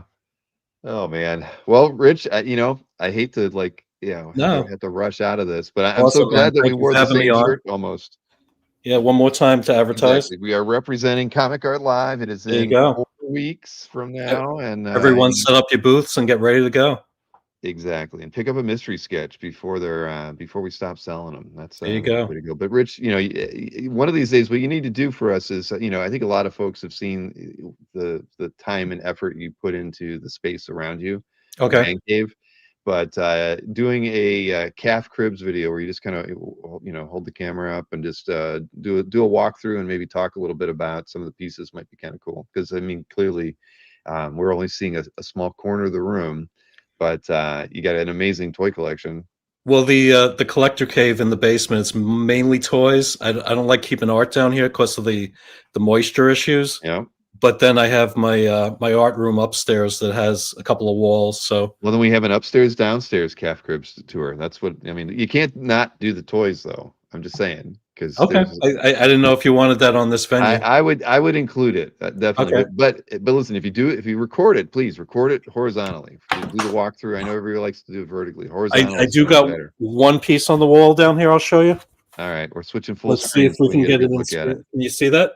Oh yeah, Gene Colan cap. That is awesome. Yeah. Dang. And you got a spinner rack over there too. Yep, got the spinner rack. And did you see the Dell rack? No. Oh shoot, that's awesome. I think that's from like the 50s, maybe.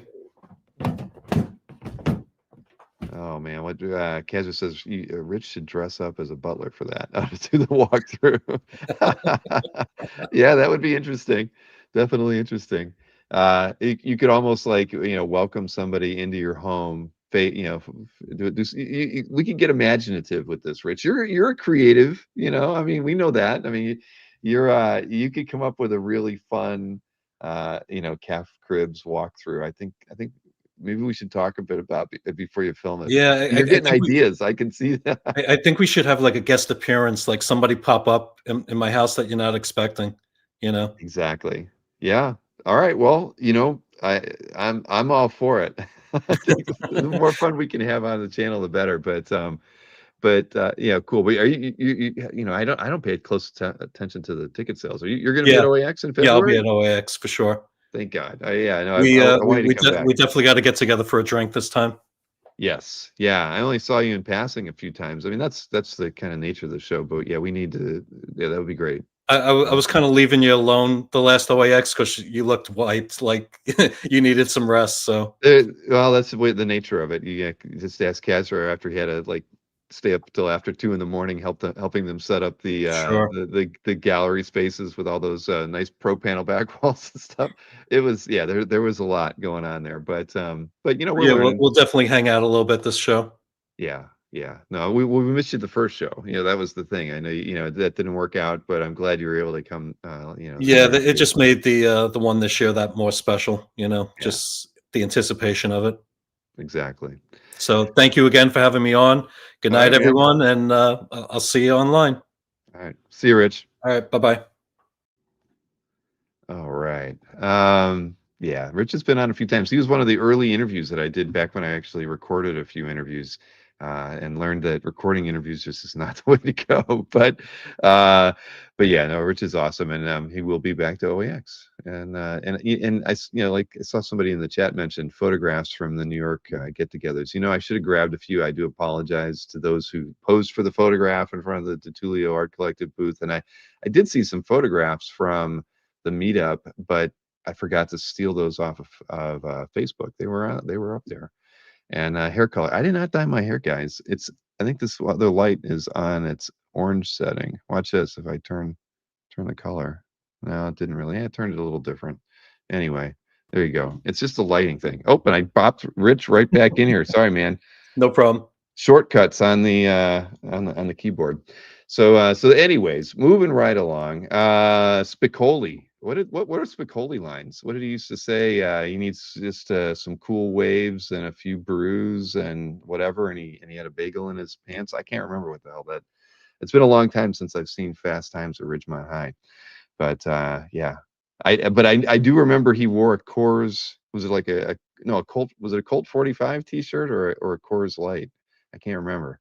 I'll have to look around and maybe I can find one of those shirts to wear. That might be fun. We could do some memes with that. Yeah, you never know, Antoine. It's a longer show now. Remember, we have a preview night on Friday, and a lot of the collectors and even the guests are coming in on Thursday now. So that's pretty cool because it actually might afford us some time to meet and hang out and chat and stuff. So a little bit of an extra window there. So yeah, we would enjoy doing that. Kazra and I definitely would like to get around and say hi to most people. And I promise, I'm not okay. I can't say I promise. My goal will be to take a selfie in front of every guest and booth at OAX 2026. I keep promising myself that the first 2 years, and it's never happened. But one way or another, it's got to happen this time around. Okay, let's we were, it is so weird seeing all of you guys with these funky numbers and names going on. I wish I tried Googling it and I couldn't find an answer for why people's names are all messed up in the chat. So I see it in the studio that way, and I know you guys are seeing it in the chat that way, and I wish there was an answer, but there isn't one. So, but it is bizarre seeing everybody messed up like that in there. But Comic Art Live, I did want to talk a little bit about that as a reminder. Everybody knows what Comic Art Live, I'd like to think, you know what it is, but it is in 4 weeks. Booth setup started on Monday. So premium members have, can go in and set up their exhibitor booth, get to drop 48 pieces total, 24 on Saturday, 24 on Sunday. If you're a rep, and you've never done the show before, I would encourage you to do it. But yeah, kind of reach out to me and let me know, because we can set it up so that you can show more artwork for sale for your repped artists. But it is a fun thing to do. I mean, as everybody knows, we always sell more than $1 million every show. I think this will be our 12th.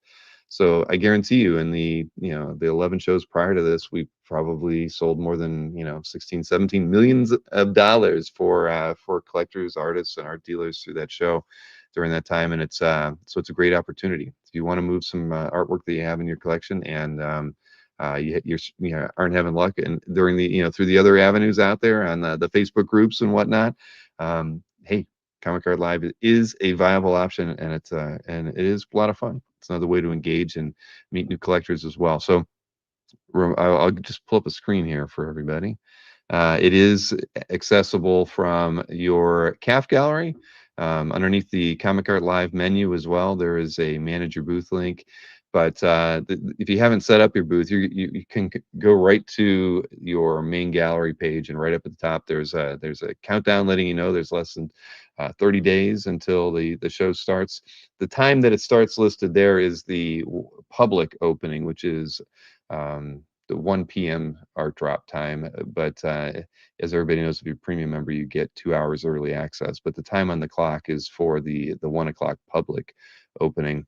But I've already started my booth, so when I click on it, I go right into my booth setup. And I'm the only person who didn't have their stuff cleared out. Everybody else has their the show inventory from the last show already cleared out. I got all my stuff still in here. I've got to go clean that up. But for those of you who haven't started your booth yet, you will get presented with a page where you should review it. It kind of covers the guidelines on what we expect you to do, and how to be a good exhibitor and whatnot, and also making sure you classify yourself in the right hall. If you're a collector, there's a collector hall. If you're a dealer, you assign yourself to the dealer hall, and we can actually associate you with your dealer record if you have one on CAF. And similarly, there's Artists for Artists Alley, Indie Artist Hall, and Hall I. So those are things that you would pick when you create your booth through that page. But again, only premium members can do that. If you're not premium and you click on that link, it'll remind you that you need to be premium in order to create your booth. But yeah, any $2 t-shirts. I don't know what that means, Marcus. I don't know. I know what you guys are talking about. Anyway, everybody's wondering about those numbers, Nick. It's a new thing. Can't say. So where Bob Layton says Joe's anniversary of his birthday. That's right. I think I saw that on Facebook from a couple people. And at any rate, booth setup is pretty straightforward. It's just like using your CAF gallery. You have 2 art drop days. It highlights initially to your Saturday art drop. You can switch back and forth between the two. So once you fill up your Saturday art drop, you can see mine says 15 of 24. So I had 9 more pieces I could have added to Saturday, and then I added, ironically, more pieces on Sunday. I had 17 pieces to drop last show. So yeah, I'd say we always encourage everybody to drop their best stuff on Saturday, because premium members get first access to that. And we want to take care of their support of the site by giving them the opportunity to see that artwork first for those 2-hour windows. So bring some good stuff. If you're an artist and you have commission opportunities, make sure you have those set up early and ready for the 2-hour preview window for premium members during the show. It's definitely appreciated by them and by us here at CAF. And again, if anybody has any questions about it, there's a contact form underneath the Comic Art Live links, and you can always just drop any of us an email. I'm bill@comicartfans.com, and I would be happy to answer any questions about getting set up there. Mystery sketches are going on right now. I've got a counter on there, at least, well, I update it like once a day. So I think this was end of the day yesterday. We're around 128, but I think it's probably around 100. I think it's close to 140 right now.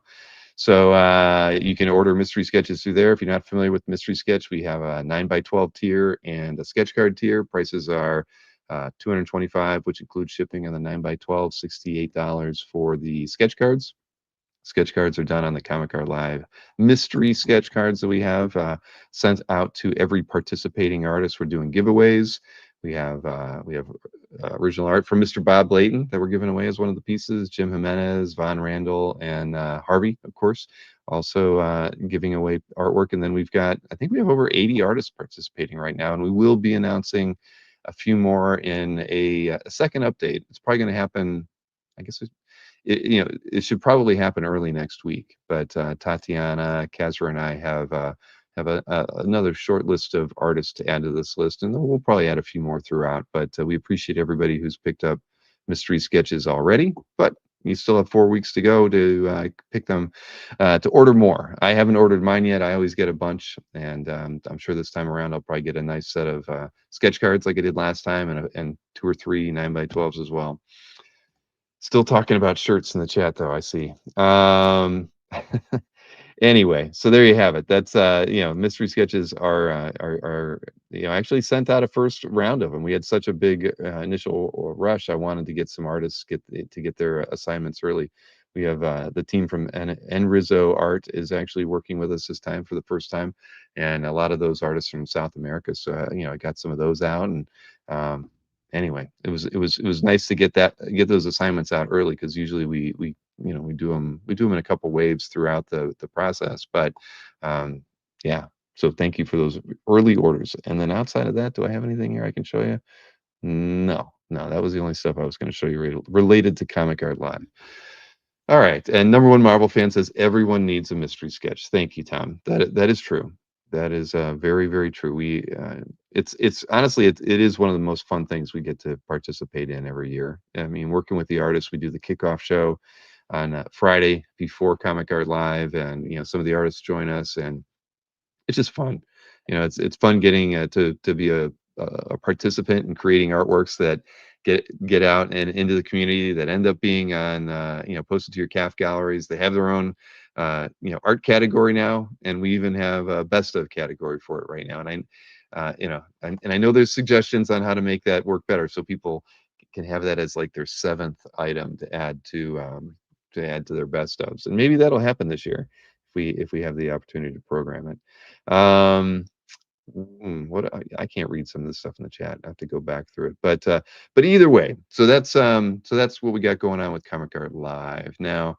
Might as well, all right, before I do the schedule, I do have a Page I Love segment from Kevin Sharp. This is from Brett Blevins, who I've always liked Brett's work a lot. And ironically, he's talking about a Steve Ditko piece of artwork that I don't think we've had any of the Page I Love segments be on a Steve Ditko artwork, which is kind of weird. I mean, I would have thought that a few people would have found him out of the 50 we've probably presented so far, at least 2 people would have found Ditko to be influential one way or another. But no, that is not the case. We get to see this first one from Brett Blevins, and it's not even a Spider-Man piece. It's from a horror story, and it's an ink wash piece. And ironically, Brett got to ask him a question about it, because he ran into him at one of the publishers' offices or something. So you're going to learn about it right here.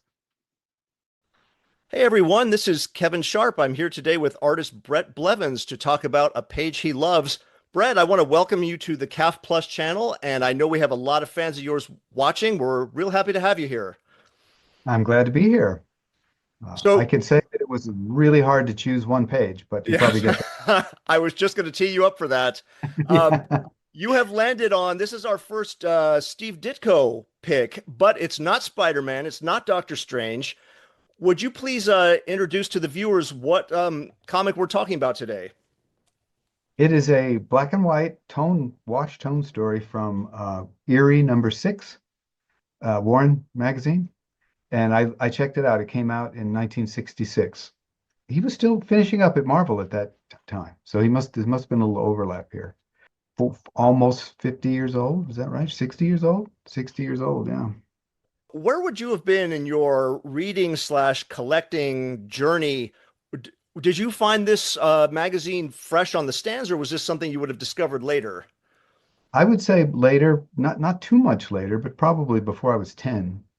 But I had an uncle who loved comics and collected a lot of fantasy pulp novels and things like that. He really kind of steered me in this direction, I have to say, way back then, that I ended up spending my life working in. I remember this made a vivid impression on me. That's how I went back to it. Well, before we dive into this, would you have been exposed to Ditko before seeing this through his superhero stuff? Yes. When I was a small kid, like I wasn't in school yet, so maybe 4, something like that. My dad worked with a guy who just loved to read comics and toss them in a box.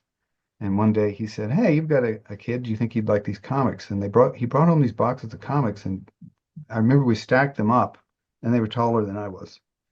And they had everything. They had the early Marvels and Dennis the Menace and anything that was around.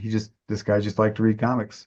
So I had him around, and I did love Spider-Man. I'm sure it had a lot to do with me wanting to or learning to read at that time, because wanting to know what they were saying. Why don't we jump on in then? This is primetime Ditko with some beautiful wash here.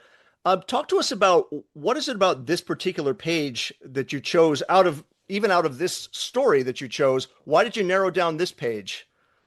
Well, mainly because of the variety of scale that it has in it. I mean, your viewers are seeing the page, correct? Yes. Well, it has a very large panel at the bottom over half of the page, and it has two insets, which really increases the space. And then on this particular page, the camera really moves in and out quite a bit on those first two frames. The second frame of the wild, madly laughing guy, his hand is actually larger than life size, at least by my hand in print. The fingers are bigger than my fingers.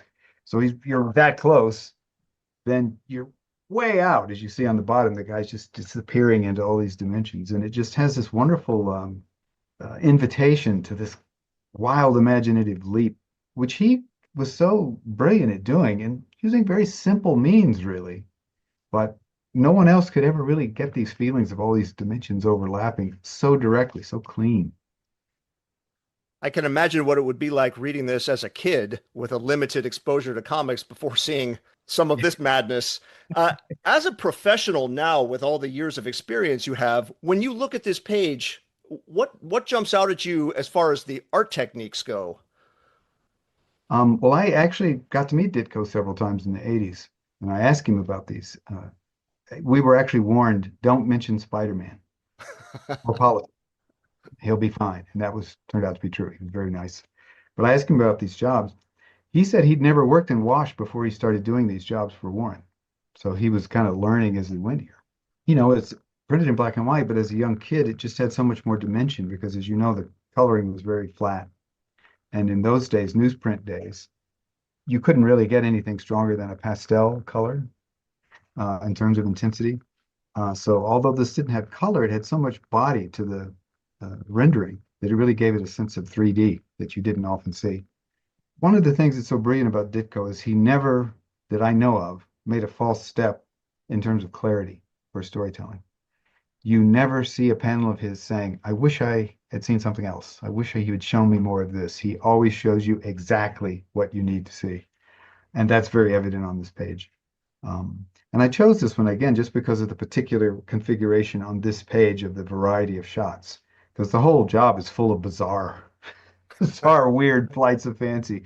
But this particular one has some acting in it. It shows, because one of Ditko's great skills, in spite of his odd drawing, his drawing's kind of clunky. You don't see a school of people who imitated Ditko's drawings. That never happened.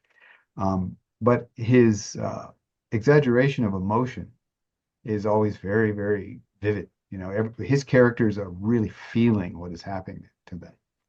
And even though they may be drawn in this odd sort of boxy, clunky way sometimes, they're really totally moved by whatever the situation is. And I responded to that as a kid.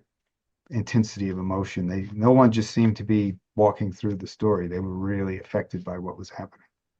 Super stylized artists like Ditko could be a little off-putting to young readers, versus more of a more clean, maybe, but just as an example, Kurt Swan, Wally Wood type art. Right. Was Ditko for you, to the best of your memory, as you kind of went on in your reading and collecting, was this someone who you responded to on a regular basis? Yeah, for sure, because he was still working when I went to Marvel. He was actually doing ROM, the Space Knight, and other things like that. Beautiful ink by Craig Russell, the ROM work.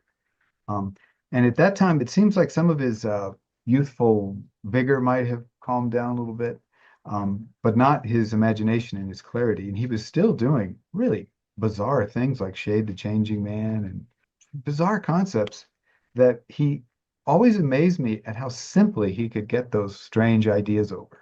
With the simplest delineations, if you think of someone else who was really great at psychedelic ideas like Mobius, very complicated, incredibly detailed rendering, and there's a lot of work to sort of decipher everything you're seeing, but Ditko just lays it out for you right there. You don't have to work to understand what he's trying to show you. Well, I know the answer to this next question already, but for our viewers, I have to ask, do you own any Steve Ditko original art, or have you ever in your collection? Sadly, no.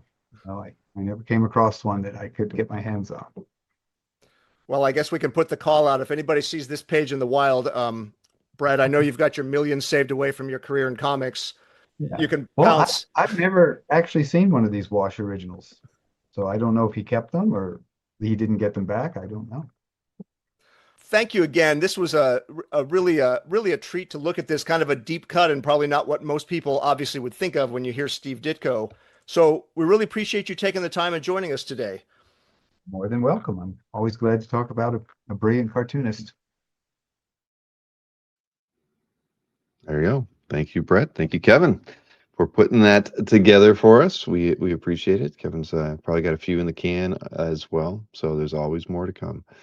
But let's see. I think we can go ahead and do the schedule before we move on to Mr. Snorek here. So let's see. What do we got? Anything new? We did the show today. We got the Baltimore meetup. We can talk a little bit about that. I know that on that's starts tomorrow. It goes through Sunday, but on Saturday at booth 2311, there's going to be, I'm pretty sure it's going to be noon. Matt wasn't sure if it was noon or 1 p.m., but stop by his booth and he'll let you know if it's going to be at noon or 1 p.m. They're going to do a photo op there and get everybody together and do a photo. And then that evening, they're going to be meeting at the Hampton Yards Beer Garden. Now, Newell probably knows where this is. It's, I think it's someplace, so you might have to take an Uber to.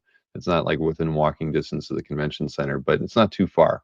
So I'm sure when you stop by for that photo op, that they will also give you instructions on the best way to get over there. And maybe you guys can carpool, do some kind of ride share. So that is available, and I would encourage everybody that's going to Baltimore to do that. Tatiana and Matt will be there, and they will be good hosts. So then what do we got next week? Of course, you've already heard it. We're going to be at IX Arts. Kazra and I will be there we're going to be there from Tuesday all the way through at least Saturday, maybe Sunday. You never know. But it's an awesome show, and we're going to get to do some cool stuff there that we'll be able to talk about when we get back the week after next. So yeah, that's going to be good though. But we'll have some fun stuff to talk about. I guarantee you that. And during that time that we're away, Mr. DiTullio will be hosting a amateur match between Jordan and Matt Kennedy. So look forward to that. That'll be on Wednesday. I know that Maureen and I think Gwen will be in the production studio managing the show, but DiTullio will be hosting that one, so that should be fun. Kezra and I will have to find a way to maybe tune in just to catch a little bit of it ourselves. Is that Alberto's birthday? Yeah, that is. Yeah, on the 22nd. Alberto turns 50 years old. I was just looking that up on Facebook. Yeah, he'll be 50 on the 22nd. And then outside of that, we have Stefan Rue will be coming on.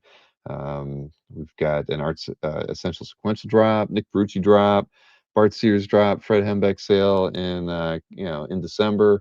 Lots of fun stuff. And then, of course, the Comic Art Live wedged in the middle of all of that. And also Kezra and I going to the Collectors Summit in Dallas, Texas, at the Heritage offices there. So if any of you by chance are going, well, we might see you there. Otherwise, we'll tell you all about it when we get back. But yeah, I think that's it. I think I've covered everything that's new there. And wow, we got some. I just got a couple sales for mystery sketches. So thank you if you're in the chat right now for picking those up. Let's see. Let me close that window there. So while we wait for Mr. Snork to get in, I did get a card in the mail. I don't have any art to open up, but I have a card from Brian Norton, Mr. Redjack, and it's orange. So I'm assuming it's Halloween inspired one way or another. So let's see. What we got here. Wishing you a happy Halloween. I knew it. How did I know? To Bill, Maureen, and family, and chickens. There we go. You got to include the chickens now. He's wishing us a happy Halloween, that we have a good day and warm memories from this year's Halloween. Thank you, Brian Norton, right there. So, all right. Well, Mr. Snork is not here. He's probably having a beer. Maybe he fell asleep. It might be one of those kind of nights. Oh, nope. Nope, he's not. He was just freshening up, I think. Do I have a song to play in here? Oh, did I not? Yeah, no, I don't have it. I think I deleted it. No, I don't. I still got it. Light that cigar, baby. Wisconsin beer break. Watch 'em collect. Did you get to hear the full length version of this? I did. Chuck sent it to me along with the lyrics. Yeah, with the lyrics. It's inspirational. It really is. I mean, I'm kind of jealous. I mean, I've been doing this for a long time, and I don't have an intro video. But you get the. But you. I mean, come on, smoking cigars, drinking beer. You're in Wisconsin. There was a song just waiting. It writes itself. Oh man, how has your week been? Good. My wife took a vacation to go down south and visit one of her friends, so it's just the dog and I. It's very peaceful here. Wow, that's yeah. There's a lot of like art appreciation. There's a lot of like painting Warhammer. It's been wow. And you're still going out to the gym every day, it sounds like. So absolutely, man, I'm envious. At lunchtime, no less. You do it in the middle of the day, right in the middle of work. Gym's at work, so that's no excuse. Dang, man, you all right. I've got some weights in the other room, but I don't think I've picked them up in about a year. Excuse, Bill. I know. I better start soon, or I'm gonna lose it. Is it because I'm not using it? That's for sure. You'll be jacked in no time. Yeah, right. Marcus wants to know if that was an AI song. Well, come on. Yes, it was. You know that Chuck Arnold loves to kind of throw stuff together. I don't know how he did it, but however he did it, it worked. It was enjoyable. Yeah, it worked. It definitely worked. So you told me that that you have something to unbox tonight. I do. I have a commission that arrived yesterday. Oh, sweet. Yep. I did the prelim unboxing portion. Wise thing to do. You've watched me fumble and botch a few unboxings here. Well, Bill endorses AI. Marcus, I don't endorse AI. Come on, man. I was happy to see Jim Lee and Marvel both publish a stance this week. I think it was this week. Yeah, it's. Use... I mean, artists obviously are really up in arms about it. I even updated the. We're doing the submission period for Infected by Art right now, and I've had about at least a half dozen emails from artists asking about our stance on AI. And of course, we always say, that is already written in our FAQ about the finished product. Absolutely not. But right. the artists are all going. They're even going to. Well, what about the work in process? Maybe they're using AI to give themselves ideas, and so I actually ended up modifying the terms by stating that if we feel we need to, as part of the jury process, we may ask for work in progress shots, whether it's digital work or not, just because at the end of the day, the artists want to see that that we're taking it to that level, and I'm still going to leave it up to the jury because they're all artists themselves. They're going to have a better eye than I would. I can just run it through the checkers and stuff. So I'll do that, or I'll probably have Gwen do that. And then And then if any juror says, "Hey, this is suspect," then I'm going to have to go and actually ask people to show work in progress. But Well, this is it is what it actually is. on Canvas. Uh-oh. Well, okay, going full screen so we can see. Only piece I know I have that's on Canvas. Oh wow. So this is Colton Worley, That's awesome. and I was referred to him by Aranga, who has a couple of very nice Colton Worley pieces. He does. But yeah, I think that's pretty cool. So turn it around. I mean, he really is on a piece of canvas, and so he just put some heavy gesso on it, and Yep. wow, that's awesome. Yeah, very cool. It's actually it's a little tacky. I'm Really? gonna put it down. Yeah.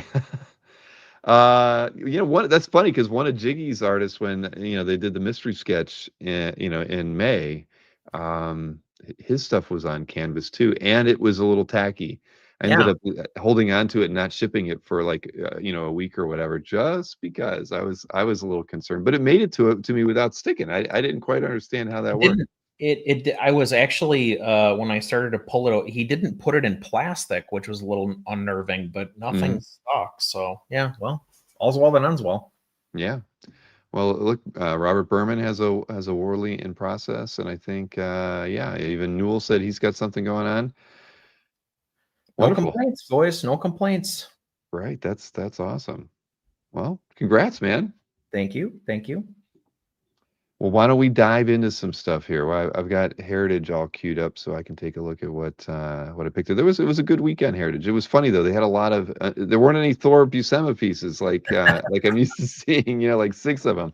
But Were there bucklers though, or were there pollards or bucklers? No, there was. I feel like Keith Pollard too. There's so much Keith Pollard Thor art out there now. Yeah, that one Mephisto page went really well. I forget what it ended up at, like $4,500 or something, but it was worth it. I knew I couldn't afford it, but I did win a $70, so it's going to end up being like $150 auction. So Nice. I won't. I will reveal it once I get it. But it's weird. Doesn't Heritage? Shouldn't they like email you to say you have to pay for it or something? Because I did not get That get takes anything forever. like that. That takes forever. Really? They Yeah. don't. Okay. I'll have to. You would think that there'd be a screen I can just go to. Oh, and there is. Oh, wow. Okay. There is actually a page that I can go. It says "Do Now" in red. So, okay. And okay, and total amount due is. Wait till they email me. You just wait till it's you're past due. I think I did that when I got the Bill Sienkiewicz Moon Knight page because I was expecting to get an email and nothing ever came in, and then I got a past due email like 10 days after the fact. But yeah, so the final price on my $70 artwork to get it shipped to me is $121.77. So that's got to be. I wonder if they break it down by what's tax versus shipping. Yeah. Tax is $8, service and handling $14.80, buyer's premium $29. There you go. Yeah, Just like a real business. Yeah. It's interesting. Okay, cool. And all right, well, I guess I'll pay that after the show today. All right, let's dive into these. Well, you don't want to be looking at my invoice that I now have loaded up on the screen. Let me back out of that. All right, there we go. So let's see here. Okay, starting off with a nice Mike Allred Daredevil, kind of half splash piece. But I love Allred just does stuff like this so much fun. I mean, the kind of the falling Daredevil there, still very acrobatic. But I love the image. I love the inking on the spotted blacks on his costume, and then the background is just so lightly done, especially in that first panel. It's nice. It's really nice. Then this one is just cool. I have no idea what it's from. Doc Macabre or whatever. But it's Bernie Wrightson. Look at all these bricks. I have no idea what this is. Lightning. And lightning. Isn't that crazy? I might end up throwing a bid on here. But I want to read what the book is. I have no idea what this thing is. Is this like a chapter header for a Stephen King novel, maybe? Okay, now I didn't even read the description. All right, we have to look at this now. Right, so next gloomy atmosphere title. character prepares a fire in their ectofusion coil, blah, blah, blah. Oh my God. It was from the collection of Roger Hill. Well, that's Oh. kind of cool in and of itself. It doesn't say what it was from. It just, it says it's an IDW book. Okay. So no, I don't know, but it's, It was with Steve Niles. okay. But I mean, I think it's a cool image. I don't know, but I'd like to read the book first. It's really So, cool. yeah. But now that I know it's from the Roger Hill collection, that's even kind of cooler. It's got a little Provenance. provenance that you might like to. Yeah, I can't imagine being able to say I owned a piece that was in Roger Hill's collection. I'll have to try for that. Then I just picked this one, Bruce Timm published cover. I mean, it's not too often that you see that on a Heritage Weekly auction. It's the Adventures of the Mask, so nothing crazy, but still, Still hey, Bruce Timm. Yeah, Still exactly. published. And it published $96, $85 still. I mean, when you get right down to it, he didn't do a lot of published comics. No, exactly. That's why it was kind of shocking to see. Yeah. Then switching over here, John Cassaday, Planetary. I don't know. I'm going to call it a splash. But and did you notice that there's a John Cassaday specialty auction going on right now too? You saw that? I mean, it's so weird. I know I got an email for it, and I went and I looked at it, and it wasn't all Cassaday artwork either. There was a few random pieces in it as well, a couple odd ones. Well, I think it's his collection, right? It's his collection. That's right. That's why those other pieces were in there. But I'm going to bet money that we don't get another email about it, because I feel like every time they've done this, remember there was one in August and there was another one in September. These strange, like, in between signature pop-ups. Right, focused. I don't know what they're calling them, but yeah, I'm gonna have to figure out how to kind of get it imported into our Heritage list, because they keep coming up with these odd one-offs, and I don't have a real good way to promote them. But anyways, I just thought it was interesting because I know number one cover was like, oh, right, exactly. There was a fair amount of Planetary artwork in there. And there was some astonishing X-Men pieces in there too, for those of you looking to get a piece from that run as well. Then this was a Epting Milgram Factor X page. It's like the page layout more than anything. I mean, I love Epting stuff anyway, but I don't know what Factor X is. It says it's an Age of Apocalypse storyline. Yep. So for those of you looking to get something from that story, here's a piece from there.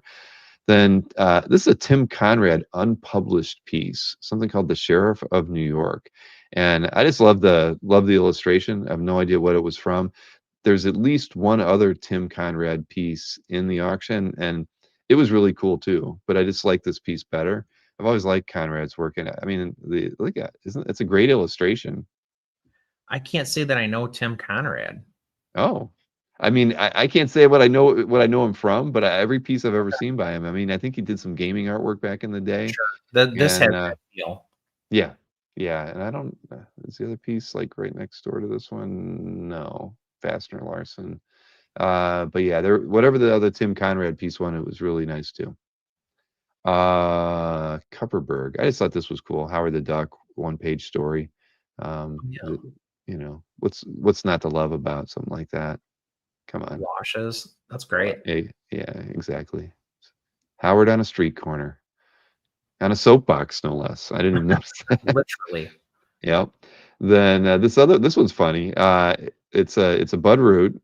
He's battling one of those Harryhausen beasts, and there's Harryhausen in this. I guess this is from some what was it called? Beauties and Beasts.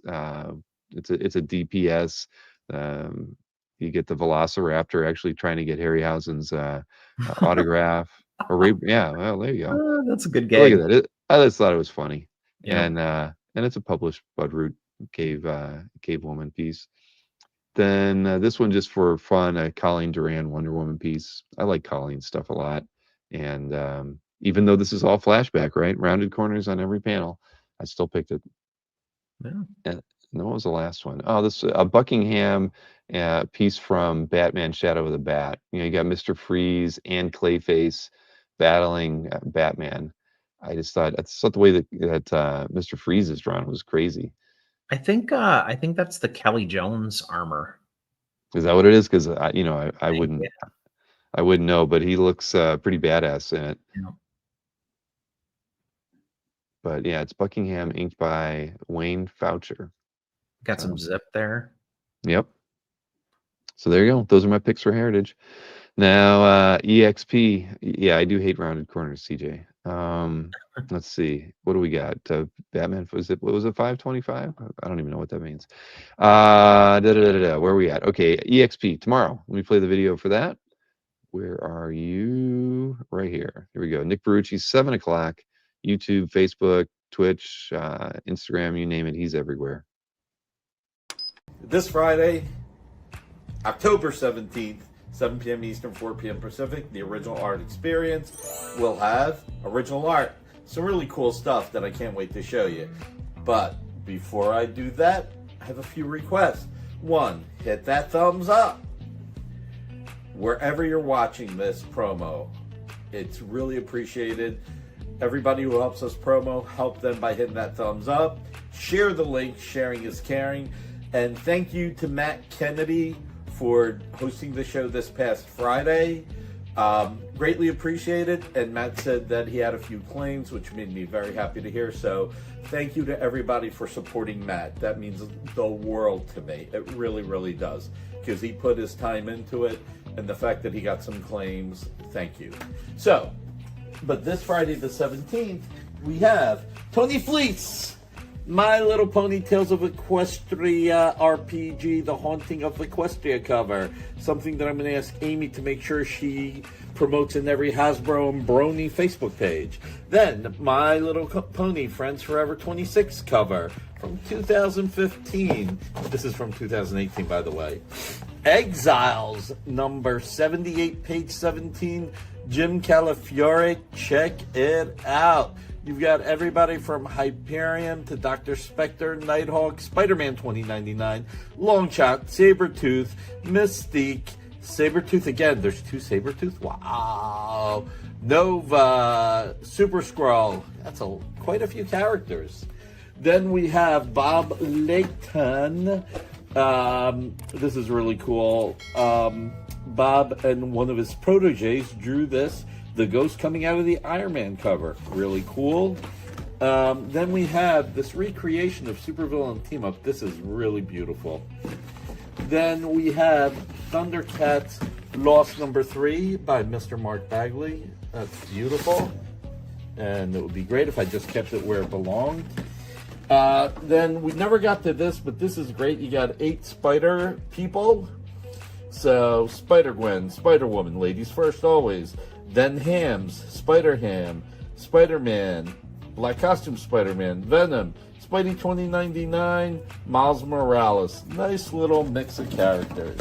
Then this homage to Amazing Spider-Man number 6 with the lizard. Really cool. Avengers number 1, I'm sorry, not homage, recreation. And Avengers number 1 recreation.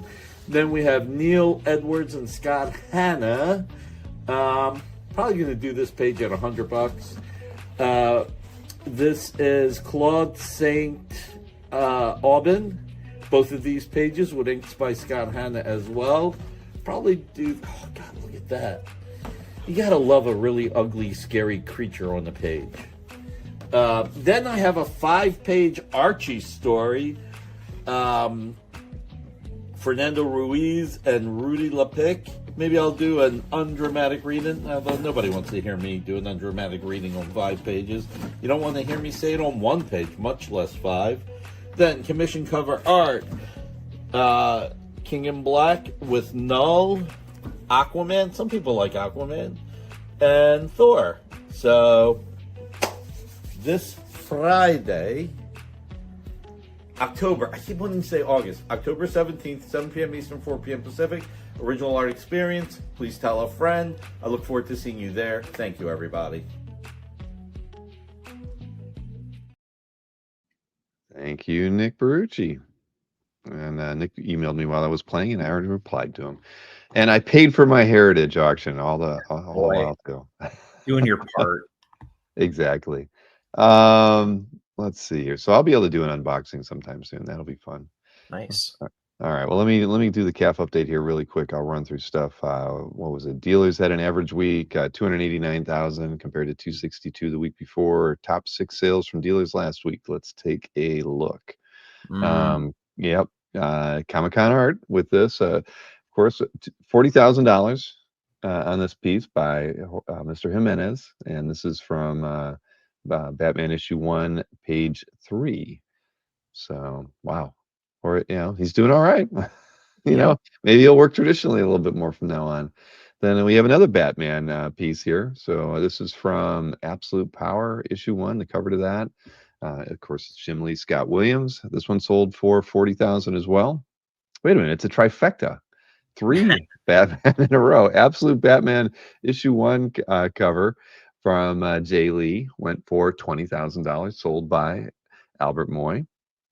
Albert Moy again. He's not Batman finally. Dan Clowes, of course, and this is $18,000 asking price on this one. Then what's next? Okay, Jack Kirby, Mike Royer, Commandy, issue 16, page 5, went for $9,500. That's a good splash page there. Wow. And then last but not least, a Joe Staton, Legends of the Dark Knight cover to issue 66 was sold by Anthony for the asking price of $9,500. Go insane. I think he had that on Dueling Dealers episode a long time ago. Glad to see that out in the public now. So then auction results, 327,000 compared to 262 the week before that. And top 3 from eBay. What do we got? Macro Boy.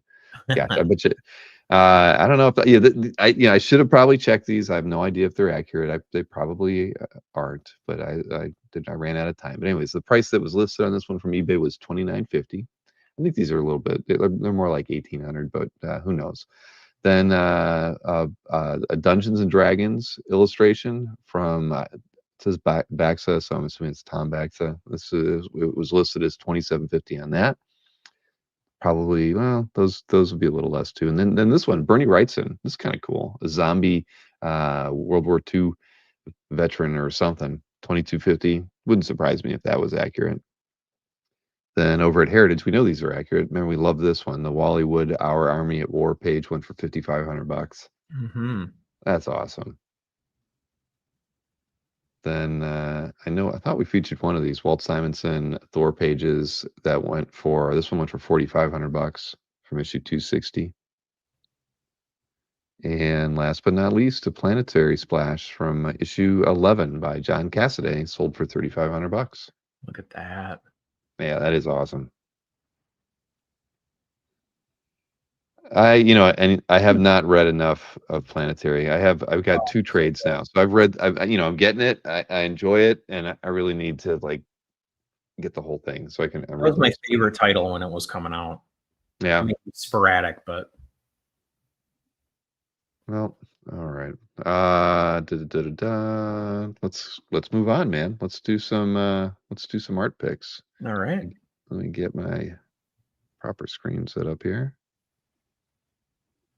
All right. So who we start now with? JM, 15-year veteran of comic art fans. And this is the variant cover to Amazing Spider-Man number 70. Wow. I wish I could zoom in on this one. The fine detail that I'm not able to see is killing me. I'm a huge fan of Koeio's compositions, I think, more than anything. And he has look at his ankle and his foot there, right? Like he can really exaggerate anatomy while keeping everything like directionally and functionally correct, which I also love. The biggest thing for me on this one is the perspective on everything is so like it's right up in your face. That pumpkin bomb is like as close to the viewer pretty much as it can get while leaving everything else in frame. And like it has that element of like where you feel like you're looking at like a photograph of something that's happening, like the way he's framed the whole thing together. Like everything is like right where you would want it to be. Like you get some city elements, you get the horizon in the back. There's that the building on the left that is kind of like walling you in towards the figures. I just think it's a like really well put together image. Yeah, no, I love the composition of it. Yeah, boy, I still want to zoom in on it, but no, it's Yeah. gorgeous. I mean, there's just a lot of there's so much action here, and I keep getting drawn over to that foot of Spidey. But no, I mean, it's amazing. The tonal work looks fantastic. The cityscape is perfect, Yeah. and God, even the night sky. I mean, this is cool. This is really Crazy well talent. thought out, man. Okay, I gotta look at the cover. Yeah, black and white's better, but still, that's pretty Black and nice. white's way better. Yeah. All right, back to that. Okay, well, very nice pickup. And again, JM, thank you for posting this to CAF. Now, next up, oh, Zadok. Oh, I remember. Yeah, this is a fun event. You know, it's P. Craig Russell, Yep. Amazing Adventures, Killraven cover, and if you didn't know, see it right down there. It was even on a Slurpee cup. 7-Eleven cup. That's great. That's so awesome.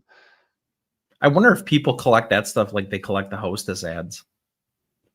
There were You mean so the many cup? of those cups. There were a lot. Yeah. I had them. You know, I remember. You know, back in the day.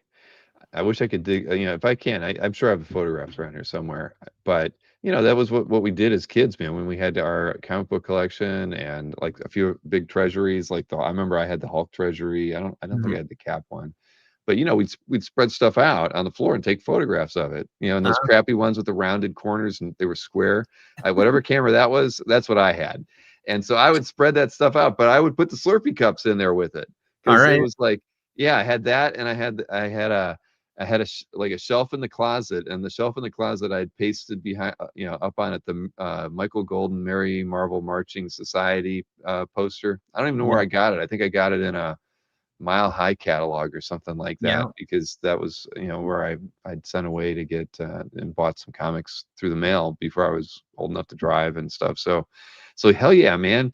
That, you know, back in that was awesome. If I could We own didn't the have art. 7-Eleven up here. I didn't know those Slurpee cups were a thing until I was in my like late teens. Yeah. Yeah. No, they were a thing. So I only have anyway, one. I only have one still, the Cyclops. Of course. This cover, what I think is probably most striking about it to me is that like this does not look like P. Craig Russell that we know for the last 30 plus years, right? No, not at I all. think it's really interesting from that perspective. Like this has a real like paperback, like sci-fi novel feel to it. Obviously fantasy elements too, because it's Killraven and he kind of like straddles both of those worlds stylistically, but like it's great technical drawing. Like did he ink this as well? I don't think there was another artist listed. Yeah, it says all P. Craig So the Russell. inks, I mean, for P. Craig Russell, they're so bold, they're so strong because everything he has, you know, has done for the last, like I said, how many decades is so fine. It's so, you know, meticulous. This is really like kind of obviously of the era, but also like really striking. Yeah. No, it is very cool, and you're right. It doesn't look anything like P. Craig Russell, the inking style, especially None you of know, it. no, none of it. But it is a cool piece, and it's in Yeah. Zadok's collection. He's always got an eye for good stuff, especially from this era.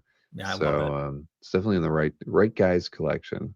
And cool that it was, you know, on a Slurpee cup too. So I mean, that's pretty awesome in and of itself. I would imagine a lot of kids getting that Slurpee cup was not, you know, they weren't really clear. You know, who is this guy? I know that who's a fan of Killraven? Joe Linsner likes Killraven a lot. He's really cool. Yeah. Yeah. All right. Well, congrats to Zadok on that one. It's got lots of comments and likes. Derek Crabb commented on this one. Whose collection? Oh, this is in Simon. Simon loves Batman and definitely loves Steve Rude. So you get a world's finest piece here with both Batman and Superman on it. Yeah. And I the mean, Commissioner. you know, Steve Rude I mean, he could draw any book in my mind and I'd be over the moon. But like this book was really cool because it was kind of it was its own thing. Like it was really like out of continuity. So like it kind of had One, because of like the versions of the characters that he chose to draw. Two, because it's Steve Root, it had this like kind of timeless feel to it.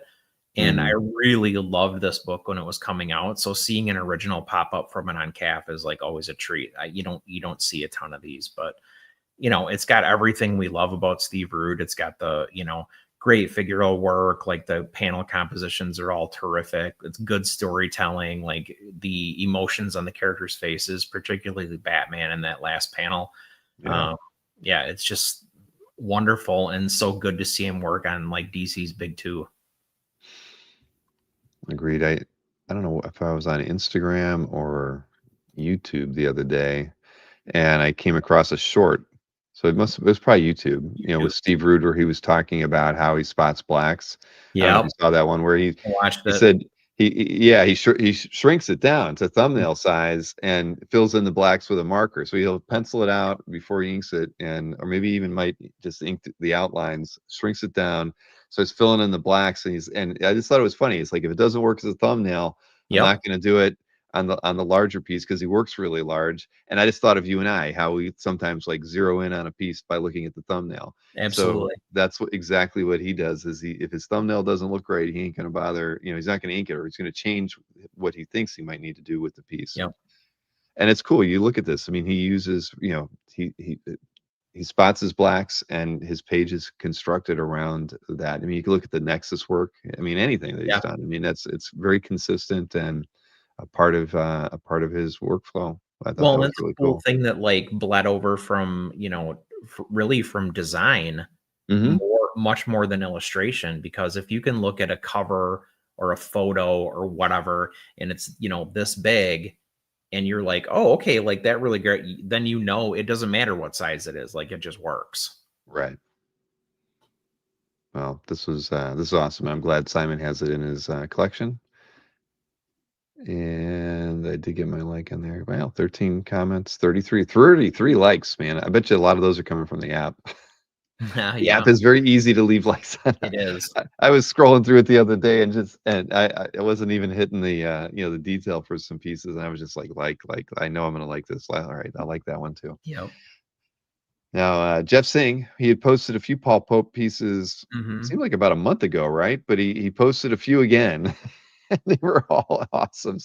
Every one of them. Talking about guys who understand how to put, black on a page. There are many that do it better than Paul Pope. So I love the sound effects on the page. Like every panel except one has like a sound effect happening in it, which I just think is so cool. The storytelling on this is so good. That first panel, at first you're like, what's happening? And then when you look at it, you're like, oh, cool, And like sometimes it's nice not to have something be like immediately obvious. Like you need to work for it for a second, because you feel that payoff moment. And like some of his work is like that, where you need to take a second. And it's not that it doesn't read, it's that like you have to want it a little bit. And like I've always appreciated that about how he puts his panels together, how he puts his stories together. Honestly, like you have to like get into it and like really want to understand what you're looking at from time to time. And I don't think there's any harm in that. No, not at all. Sorry, I'm just reading the jokes in the chat. No, I agree. That's the very same reasons why I love Paul Pope's work. I mean, he makes me think, and really want to like kind of break apart some of the stuff that's in there. I mean, this is just a great illustration on a lot of levels. But I do love, like you said, the sound effects throughout this. I think all the other pieces that Jeff posted, had sound effects throughout it too, and it's just fun. It's just a part of his artistic dialogue for us. I mean, he just throws stuff in that. Yep. But yeah, so congrats to Jeff. I mean, I know he posted. I can't remember the other stuff he posted, but it was all like great stuff. He always does it in batches, like 4 or 5 pieces, and they're all just really fantastic stuff. So I have to I'm assuming then these came from the Philippe Lebon exhibit. I would assume so. Yeah, I'm not sure though. I didn't. Well, did he include it in the description? No, he did not. I mean, but I would have to guess. kind of curious. I'm trying to remind myself what were the other stuff he was posting. Oh, that's right. I mean, how often are you going to see a piece like this on CAF, an Yeah. original? Look at that. That's just insane. I don't know how he finds this stuff. That's awesome. He's connected. He is connected.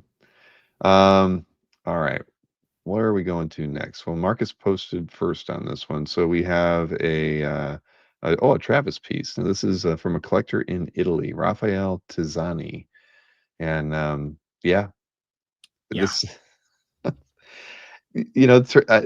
Travis's use of color surprises me, because I'm so used to like more of I wouldn't say wash tones, but just more grays and things. And so whenever I see stuff with color by him, it's surprising. Sometimes it's a little too rich and heavy, but on a piece like this, because of the colors, the oranges and the blues, it's just, this is gorgeous. And even that light orange to yellow kind of highlight around the figure, it's it's awesome. I mean, I was surprised when I saw this when it was posted, and I probably would have picked it if you hadn't picked it, because I thought it was really striking.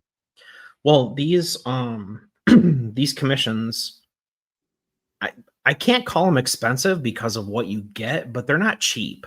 And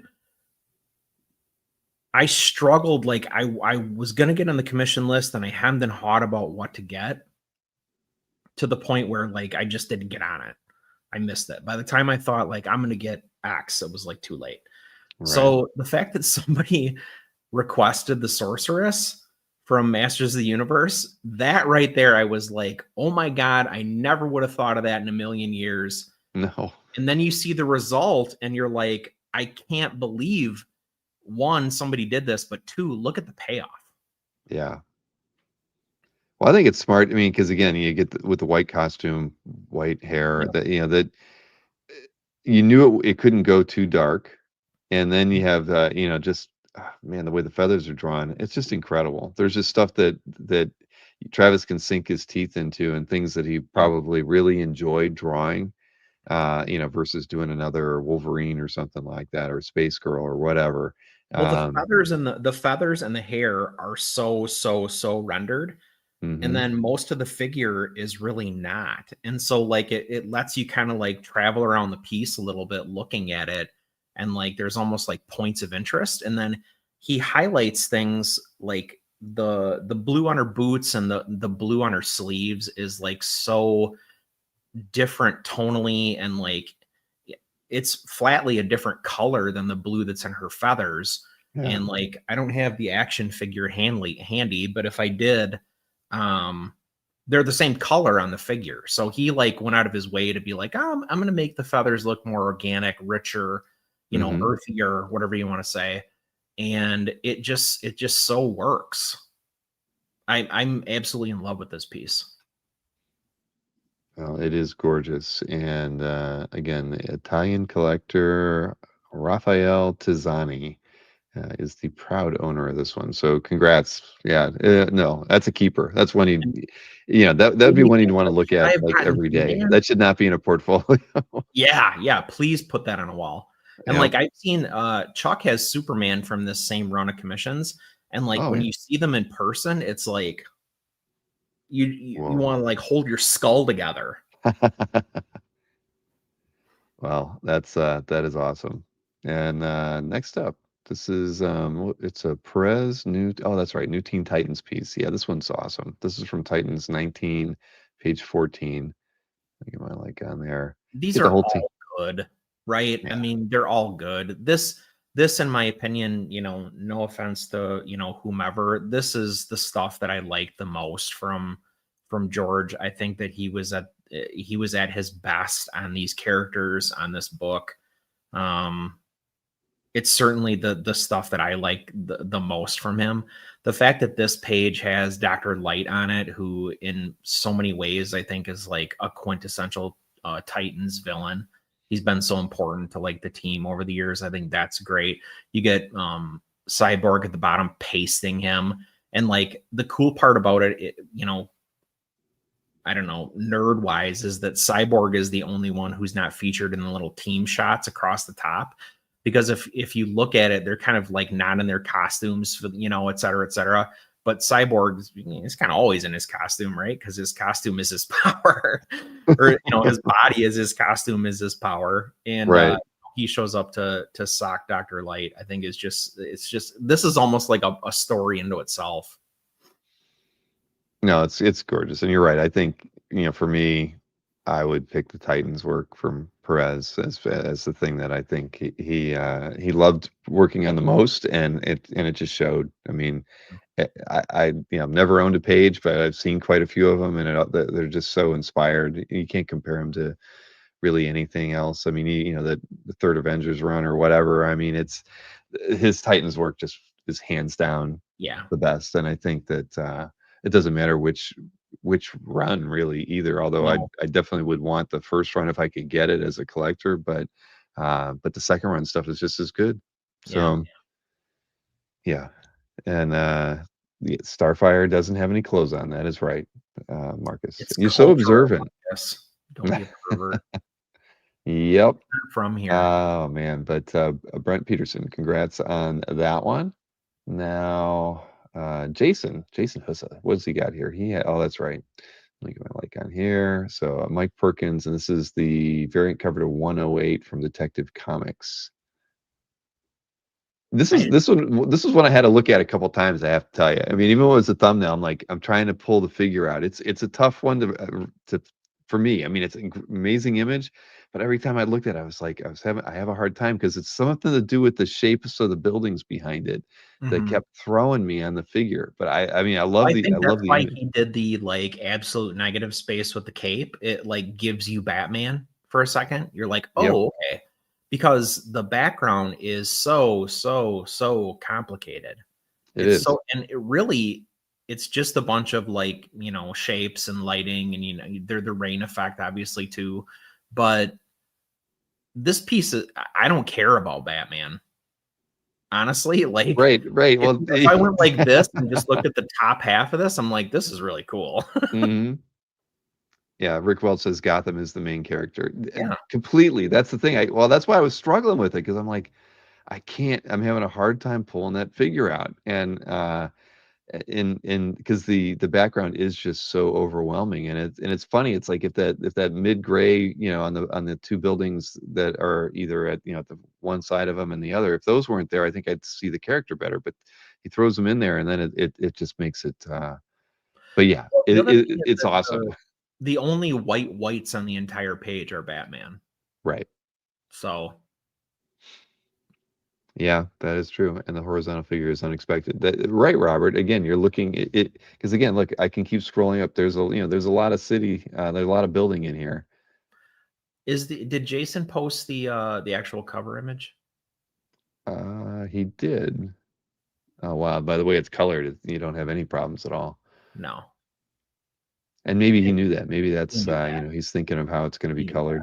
that. Yeah. Without question. And Wow. with all that vertical space, the trade dress like fits perfectly. Looks really cool. Yeah. Yeah. Yeah, the small logo is nice.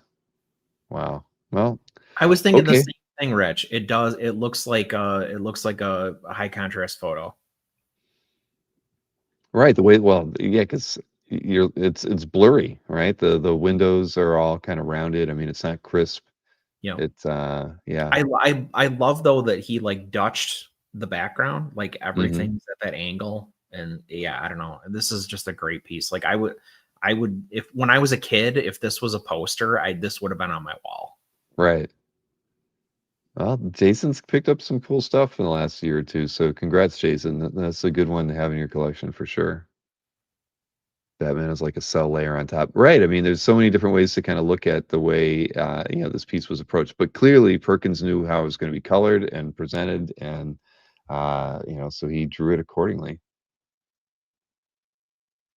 Okay, Joe Murray.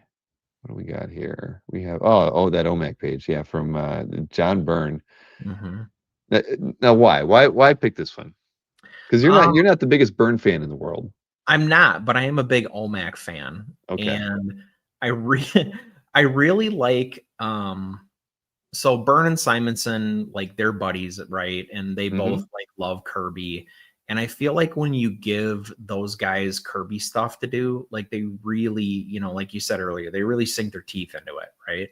And so this OMAC book was really fun. It's like got a little bit of a nostalgia element to it for me, but like Byrne, like this isn't like straight up and down John Byrne. Like there's a little something else going on with this, whether it be the facial expressions, like, you know, whatever, but it feels different to me. And I kind of picked it because I kind of wanted to get your take on it and see like what the chat thought, but like it's just different.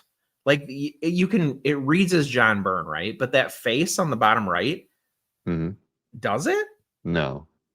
No, it doesn't. It's the tonal work definitely gives it a Yeah.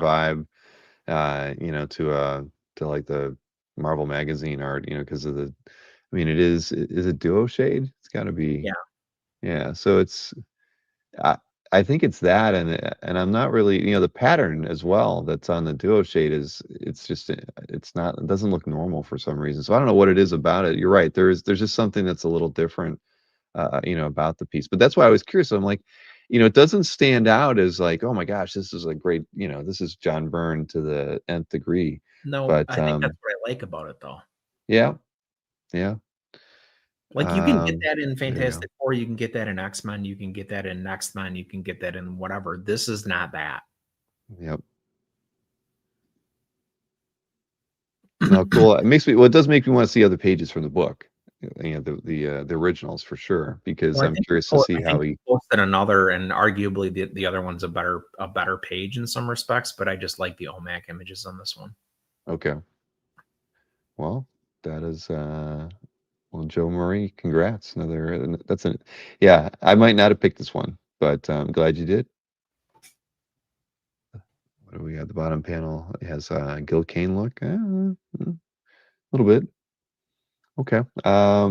Next, Paul Surf. This is Paul's, what is Patrick. he? Oh, Patrick. I'm sorry. Duh. I'm skimming. I'm feeling like Jason D'Ambrosio. He's a big skimmer, I found out.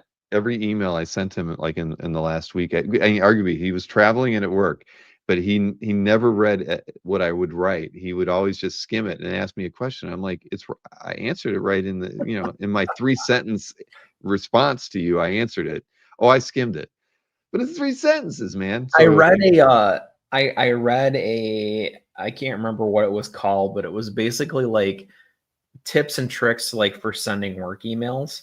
mhm. And the one that I took away and took to heart was only ever ask one question. And that one question is very likely to be answered. Mm-hmm. Interesting. So, anyway.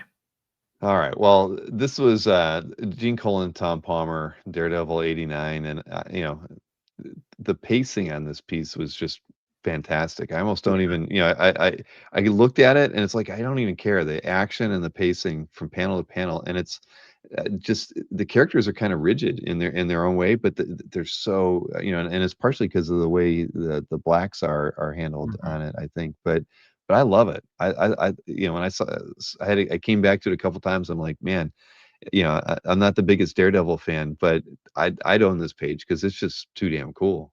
The narrow panels really help out.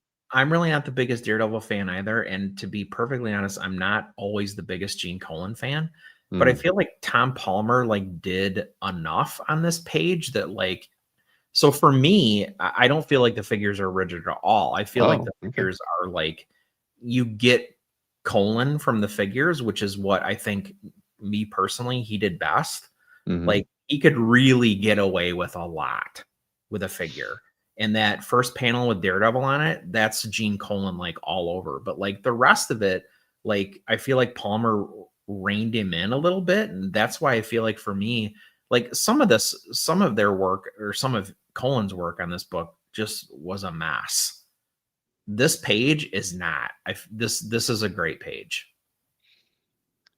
Yeah, and I guess by rigid, it's the way the inks are done on that, like even on Black Widow here in the third panel. And it's not like it doesn't detract at all. Like angular. Angular. There you go. That's yeah. When I say angular would be the way, and of course the cityscape and the angle on the second panel help that. Yeah. The back of I don't know. I don't know who's the villain in this. Is that it's like an electro thing? I don't know. But either way, there's just the elements of it. But no, I love it. I think it's great, and I do agree with you. I think some of Colin's work on Daredevil was not his best. Mhm. Right. I mean, it wasn't like Doctor Strange, certainly, but yeah, this page is fantastic. I like it. Let's see, what do we got? Oh, Jay Murdoch. I think Jay Murdoch actually signed up for a booth during the CAF update. So thank you, Mr. Murdoch. Well, it's first timers that I get emails on when they do that. So if you have any questions, just let me know. Yeah, well, if you're a returning exhibitor, I don't get notified.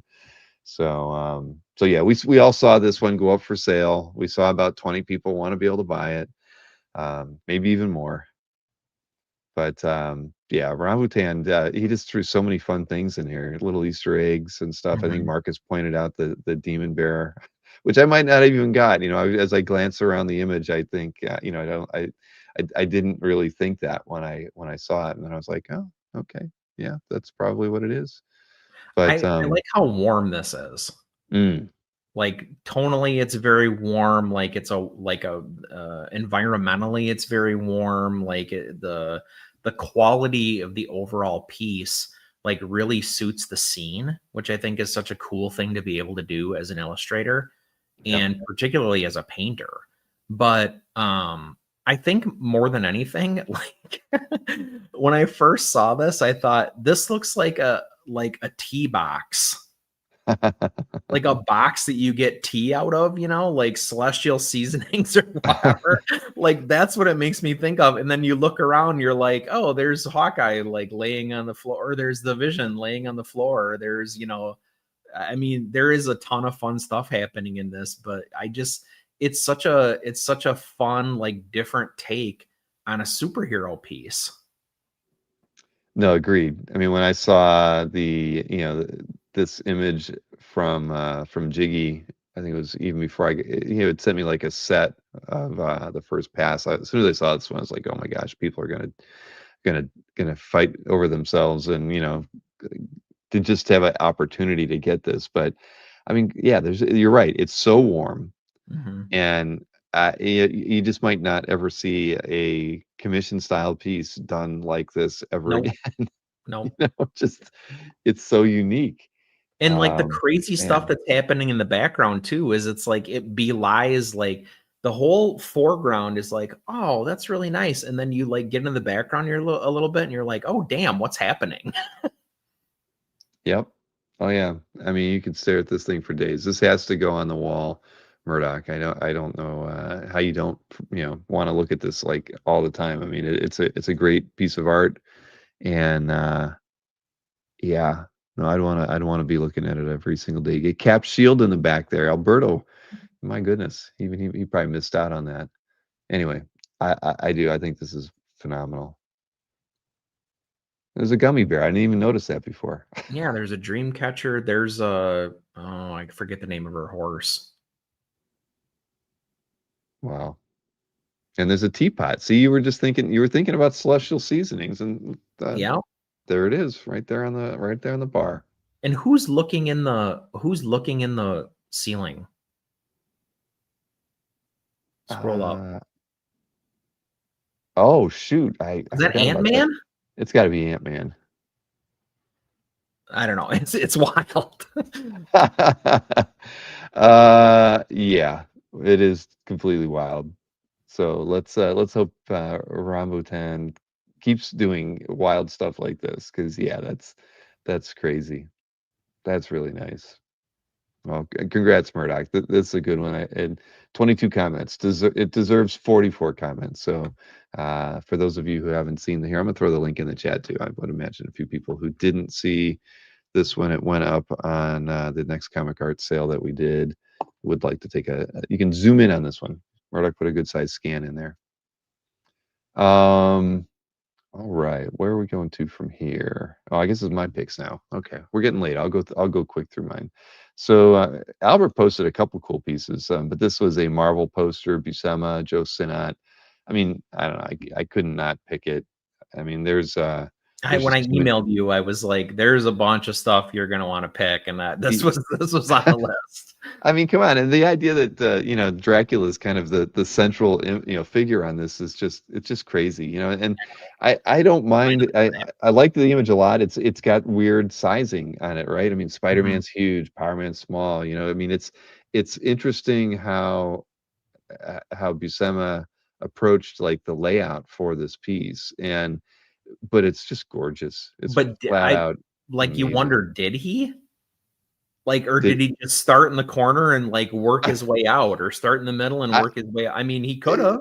He could have, right? Because it's so disjointed. I mean, you get Two Gun Kid in here, just the head of Scarlet Witch. Nick Fury's in there. Is that Doc Savage? Because they had Doc Savage at the time. Oh, right? right here, yeah, right there. Yeah. I didn't even see him before. Right. I mean, and yeah, exactly. I don't understand. It feels like a jam. It does feel like a jam, but it's one guy. Let's see. Not going to scan this since it's all framed up. Here's a picture of the piece. Thank you, Albert, for that description. I mean, anyway, I mean, it's awesome, and we've seen there's definitely been several pieces from Buscema that we've seen come up that were just big jam pieces. I remember there was that really interesting one that I think Albert might have got that one too at auction, or it was an eBay auction, right? Didn't it sell for like 110,000 a couple of years ago? It was like right as the pandemic was ending. Yep. So there's some really great representative pieces that Buscema's drawn that have a lot of Marvel characters on them, and ironically, it seems like Albert might own them all. Hey. So that's awesome. But I'd love to. I'd stare at. Again, I mean, this would be the piece if you had it. It'd be on your wall. You'd be. I would have it right here. I would be looking at that thing every freaking day. Absolutely. All right. Well, let's see. Where do we go from here? Only 24 comments on it, though. 38 likes. Then this is in Gene Park's CAF gallery. Gene could own anything he wants probably, and here he has a really awesome spy versus spy piece, and I just thought that was kind of cool because I always think of Gene and I think of more expensive pieces and stuff that a lot of us collectors dream of wanting to get, and I'd love to have a spy versus spy, but it's just not something that's ever really been on my radar. And then to see Gene post something like this, it just shows we all can appreciate lots of different stuff, humor, comics, and yeah, I mean we all grew up on this. I mean I love Spy versus Spy. It was like one of the only things I liked reading in the magazine. Yeah. So but yeah, so this is just a cool piece, and I wanted to feature because how often do we get to even talk about Spy versus Spy art? Anyway, yeah, this is nice. Really nice. The bridge turns into a snake. Yeah, that's awesome. 1965. Wow. Peak 60. Peak mad. Really? Seriously, 60 years old. That's crazy. Well, congrats, Gene. I mean, that's just an awesome piece. Damn. Next up. This was in Brian Lake's CAF gallery. Rick Leonardi, Uncanny X-Men 252. It's back to honestly, I picked it because I love the first three panels of her climbing through the machinery, and just the kind the thinking, that whatever's going on in her thought process through this walk. I just thought it was just a fun piece of comic art. It's something like that would, if I was flipping through a bin, I would stop and look at this page because I'm curious, especially and on top of it, knowing it's a it's a Leonardi and it's an X-Men, what is it, 252 page. Yeah. There's not many Leonardi X-Men pages out there. Right. And so yeah, cool to see. How come I didn't pick up? I don't know, Marcus. Why don't ask me questions like that. What do you want me to do? I'm sorry that we had a lot of people die this week, and Eric does like to, he puts his own bits out there. We're gonna have to give him his own art type, so he can just put his own bits out there, and do it. I mean, do it. I should do it, shouldn't I? Yeah. And then for those of you who don't want to see it, you can put a filter on it somehow. We'll let you filter those out. It is what it is. I mean, Eric's always done it, and I've never told him not to do it. What's next? This one, I had to pick this.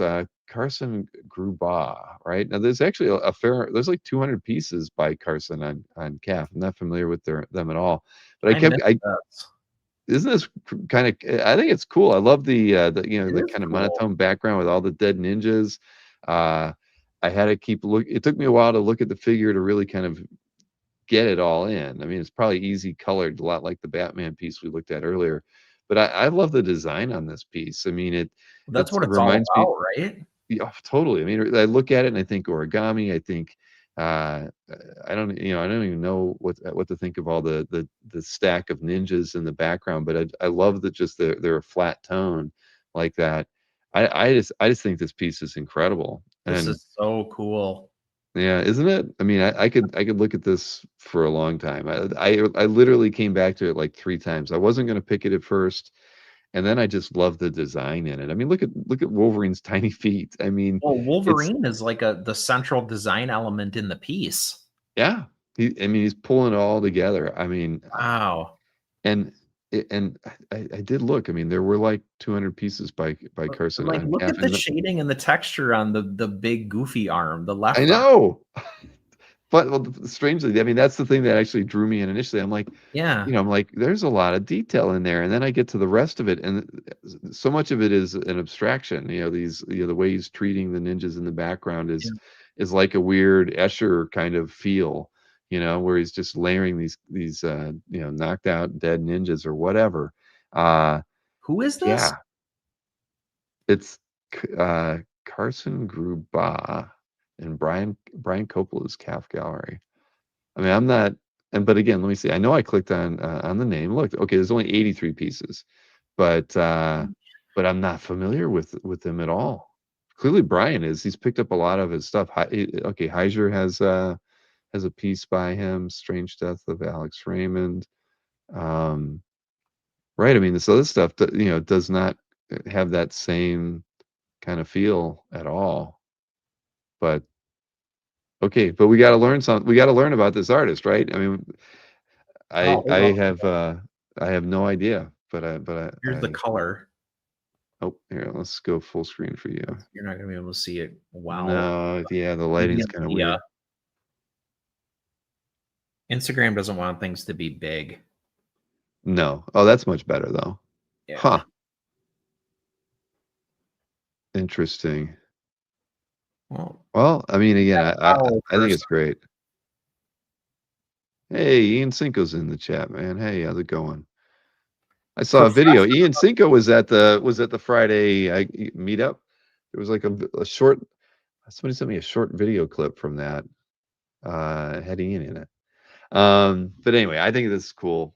I'd like to learn more about the artist. So this is on their Instagram, I take it. Yeah. Oh, we did a thing. Oh, come on, show us. We want to see it. How did he do it? Let me go full screen here. Yeah. Oh my god. I can't like hold it with my thumb and like. Oh my gosh, that is incredible. Yeah. See, now that's carrying over some of the styling that you have in this Wolverine piece, that we're not seeing in the other pieces on Cap. It's all design. That's crazy. Yeah. All right, well, I'm gonna look him up because I'm just not familiar. And Reed's grabbing Sue's butt. It's making sure the Submariner can't get his hands on her. He could cover her whole butt with his hand. He can stretch it out and be like, "Get out of there, Namor." All right, great art, great sense of humor. I'm in. All right, I'm gonna try to learn a little bit more about Carson here. Where are we going to from here? This Bill Sienkiewicz piece I thought was really nice. Was this a New York? I don't even know what this is from. Sean L. Doesn't really say anything. Sure this would be in Andre's gallery. Yeah, I know. Well, that was what I thought at first, right? And I picked it because it wasn't in Andre's gallery, because I was like, yeah, I pick a lot of Warlock and whatnot, but I just like the piece. The design, composition is great. I mean, you can tell Bill was engaged with the piece a lot. I just think it's fun. I love the orange tone up against kind of the the blue gray. on the other figure, and I just thought it was a great illustration. It's a pensive warlock. It is. And what It goes is. on in that brain? Yeah, you don't want to know, but no, I love this piece. I didn't put a like on it. Now I can technically say I do love it, but very nice pickup. I had to pick this one. I mean, Nick Klein, the colors on this stuff. I pick it just for the. I mean, I love the drawing. I mean, that's just phenomenal. But the colors on here are so fun. They remind me of like vintage colored Wrightson art. I mean, Recover. Corbin, a little bit of Corbin. I mean, stuff that you'd see in heavy metal. Right. So I just think it's just awesome. I mean, the artwork just kind of pulls me back to a different era. And it's funny. I mean, look, we got some weird Florida hillbilly, with a shotgun, bump action shotgun here. And, I mean, again, that's like a Wrightson, Bayou horror, right? Yep. And you get the Hulk. I mean, it's just awesome. I mean, I love this image. Klein's like large anatomy, like the way he draws the Hulk is so over the top and it's so perfect. And like every bit of and then he's got that itty bitty little pinhead, which just makes everything look all the more huge. I just love it. Yeah, me too. I love this piece. This is great. Only 9 comments on it so far. We can get a few more on there. So this is in Colin L's Calf Gallery. 17 years on calf. Thank you, Colin. Yeah, really, really nice. But I love it. What do we got next? Okay, we'll go quick now. P. Craig Russell. I picked up P. Craig Russell too. Yeah, this is from Elric. Again, I don't know who. I love the first panel. That was the thing that got me, and then the rest of the page design is really nice as well. I love the sphere at the as an element to frame the last panel as well. But just as an overall illustration, I just thought this thing was gorgeous. And this, harkening back, like this is the P. Craig Russell that we exactly. And there's tentacles. Did somebody already say that? I don't know. Nope, I don't believe so. Beat him to it. Yeah, this is great. I mean, look at that spiral effect in there. I mean, this is, you're right. This is what we want to see from P. Craig Russell. Yeah. I mean, look at that mer creature, right? I mean, that is just crazy stuff.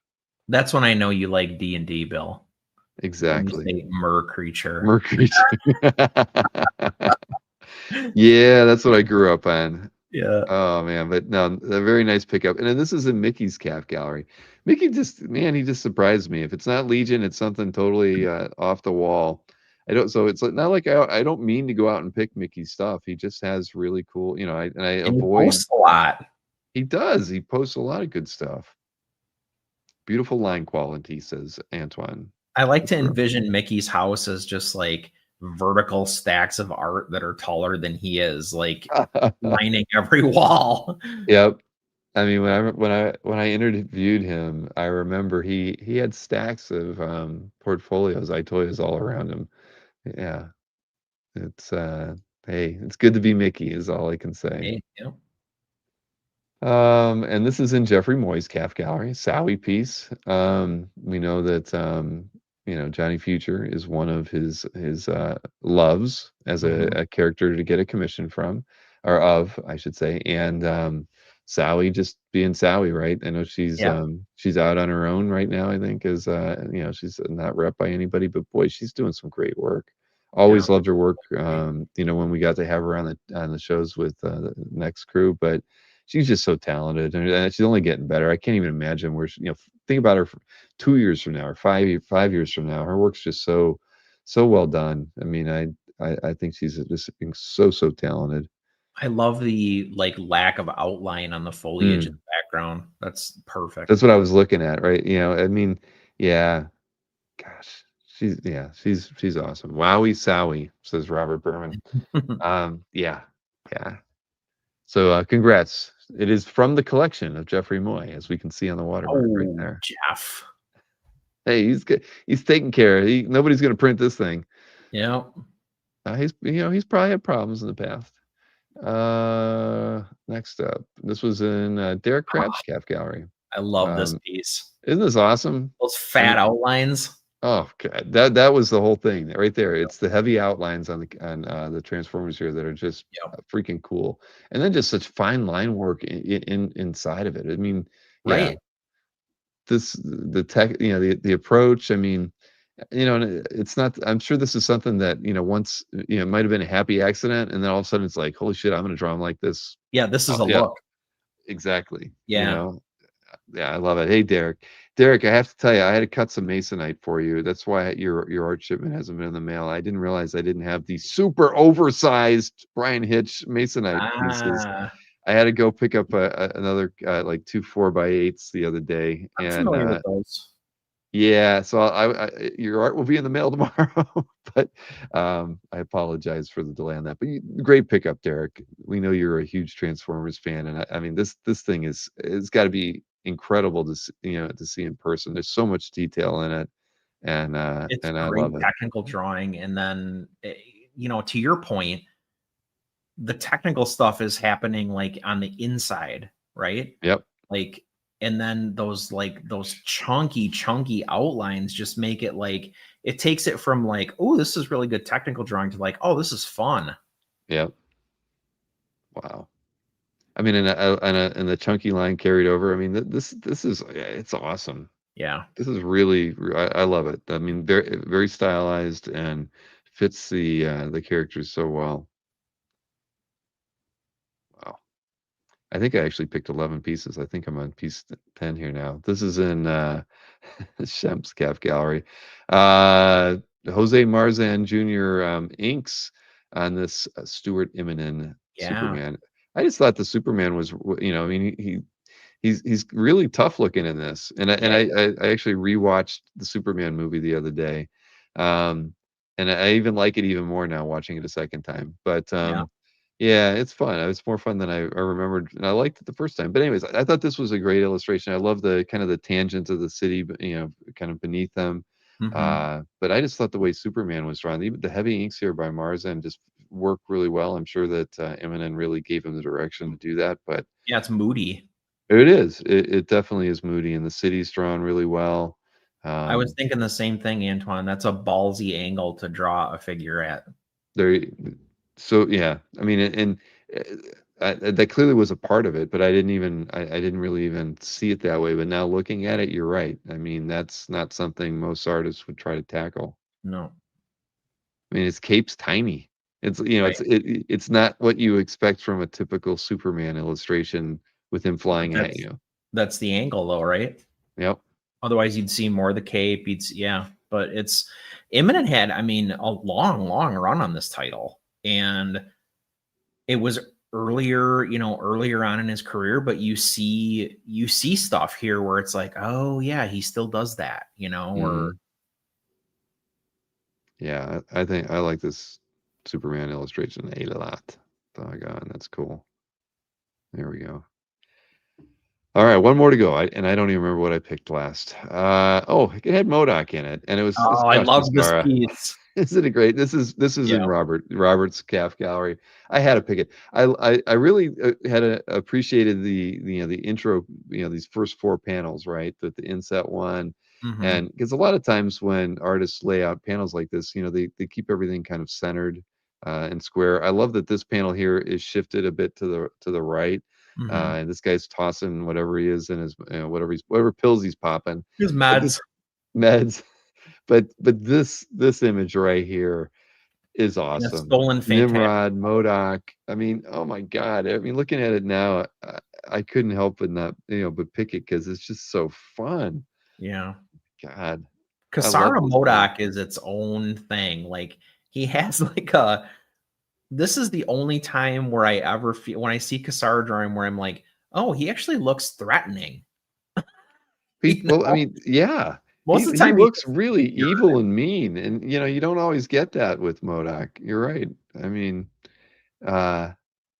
Josh's daughter loves MODOK. Well, that's good. Yeah. No, I mean, well, we know Josh loves drawing MODOK, but either way, I mean, Robert, this was awesome. So the moment I saw it, I knew I had to pick it because it's just too fun. And Josh's, I mean, I love Josh's work. I don't know why, I've only thumbed through his portfolios at OAX, but I got to pick something up from him this year because he's really you know, it's funny when I think about the artists that I talk about that do a lot of, where they're really putting like finishing touches on their work, like Nick Line doing a lot of ink washes and stuff. Casara's doing it too, and I never think to include him in that line of thought, but Sure. he's right up there making works of art with every page that he works on, That's and a great point. yeah, and I Yeah, I can't believe I've commissioned never him really for the thought that first year of before. OAX, and when I got there and I looked through his book, I was like, "Oh, I should have just bought a published page. These are Yeah. so good." And I love the way so Forge is probably in my top 3 X-Men, and he draws a great Mm, Forge. well, all right. I think, yeah, I'm gonna have to set aside. I'm gonna have to go to his table Yeah. early. I'm gonna race you to it, Chris, and we'll see who gets to pick the first piece from him. But no, I do. You I'll be see stuff like licking this, you got Mateo Scalera's boots. Don't worry about it. it. Oh man, but yeah, congrats, Robert. This is a beauty, and I'm glad it's in your collection. Sincerely, yeah, this is awesome. Gosh. Oh boy. All right, there. Now I've got my like on it. It's only got 6 comments on it, everybody. So head on over to Robert's Get over cap there. gallery and get in there and leave a few more on there. Let me go ahead and remove that. All right. Well, we made it, man. Hey, you got a couple minutes? I want to talk to you after, just for a couple minutes after the Yeah, show. okay. But Yeah. cool. Well, no, great picks as always, Chris. And You, buddy. yeah, and man, the Walton is awesome. Or yeah. Or Colton. I'm sorry, Walton. I Colton said, Worley, damn it. yeah. Yeah, Colton I'm Worley. Yeah, all right. It's late now. When I say Walton instead of Colton. I keep looking at it like out of the corner of my eye. Yeah. All right. Yeah. Well, but yeah, hang out for a minute, and I'll talk to you in a second. But everybody, as always, it's fun getting to hang out. You know that. We will. We really don't. Yeah. Well, you're not going to see a lot of stuff going on for a little while. We've got the big IX trip going on next week, which is going to be a lot of fun. We'll take a lot of photos, and again, there's some fun stuff that we're going to get to do that we'll talk about when we get back. But it's definitely going to be a good time. Reminder to everybody to set your it's Alberto's birthday on the 22nd, but it is also the amateur dueling dealers match on that evening as well. And you've got Jordan and Matt Kennedy going against each other. And I've already seen Matt's stuff. He's like really prepared. He's already uploaded all of his stuff to the Google Drive, and I've got his full list. So he's as you would expect. There's a lot of interesting stuff there that we don't normally see on Anthony Drops or other dueling dealers matches. So haven't seen what Jordan's got in store for us, but it's going to be a good show. And I can guarantee you that there may be there could be another programming bit added next week, potential for something on Tuesday, but we'll see. That's a little bit up in the air right now, but otherwise, yeah, we don't have a plan for a CAF update next week, so right now it's not on the schedule. But either way, I hope everybody enjoys their weekend, and again, we'll see you again really, really, really soon.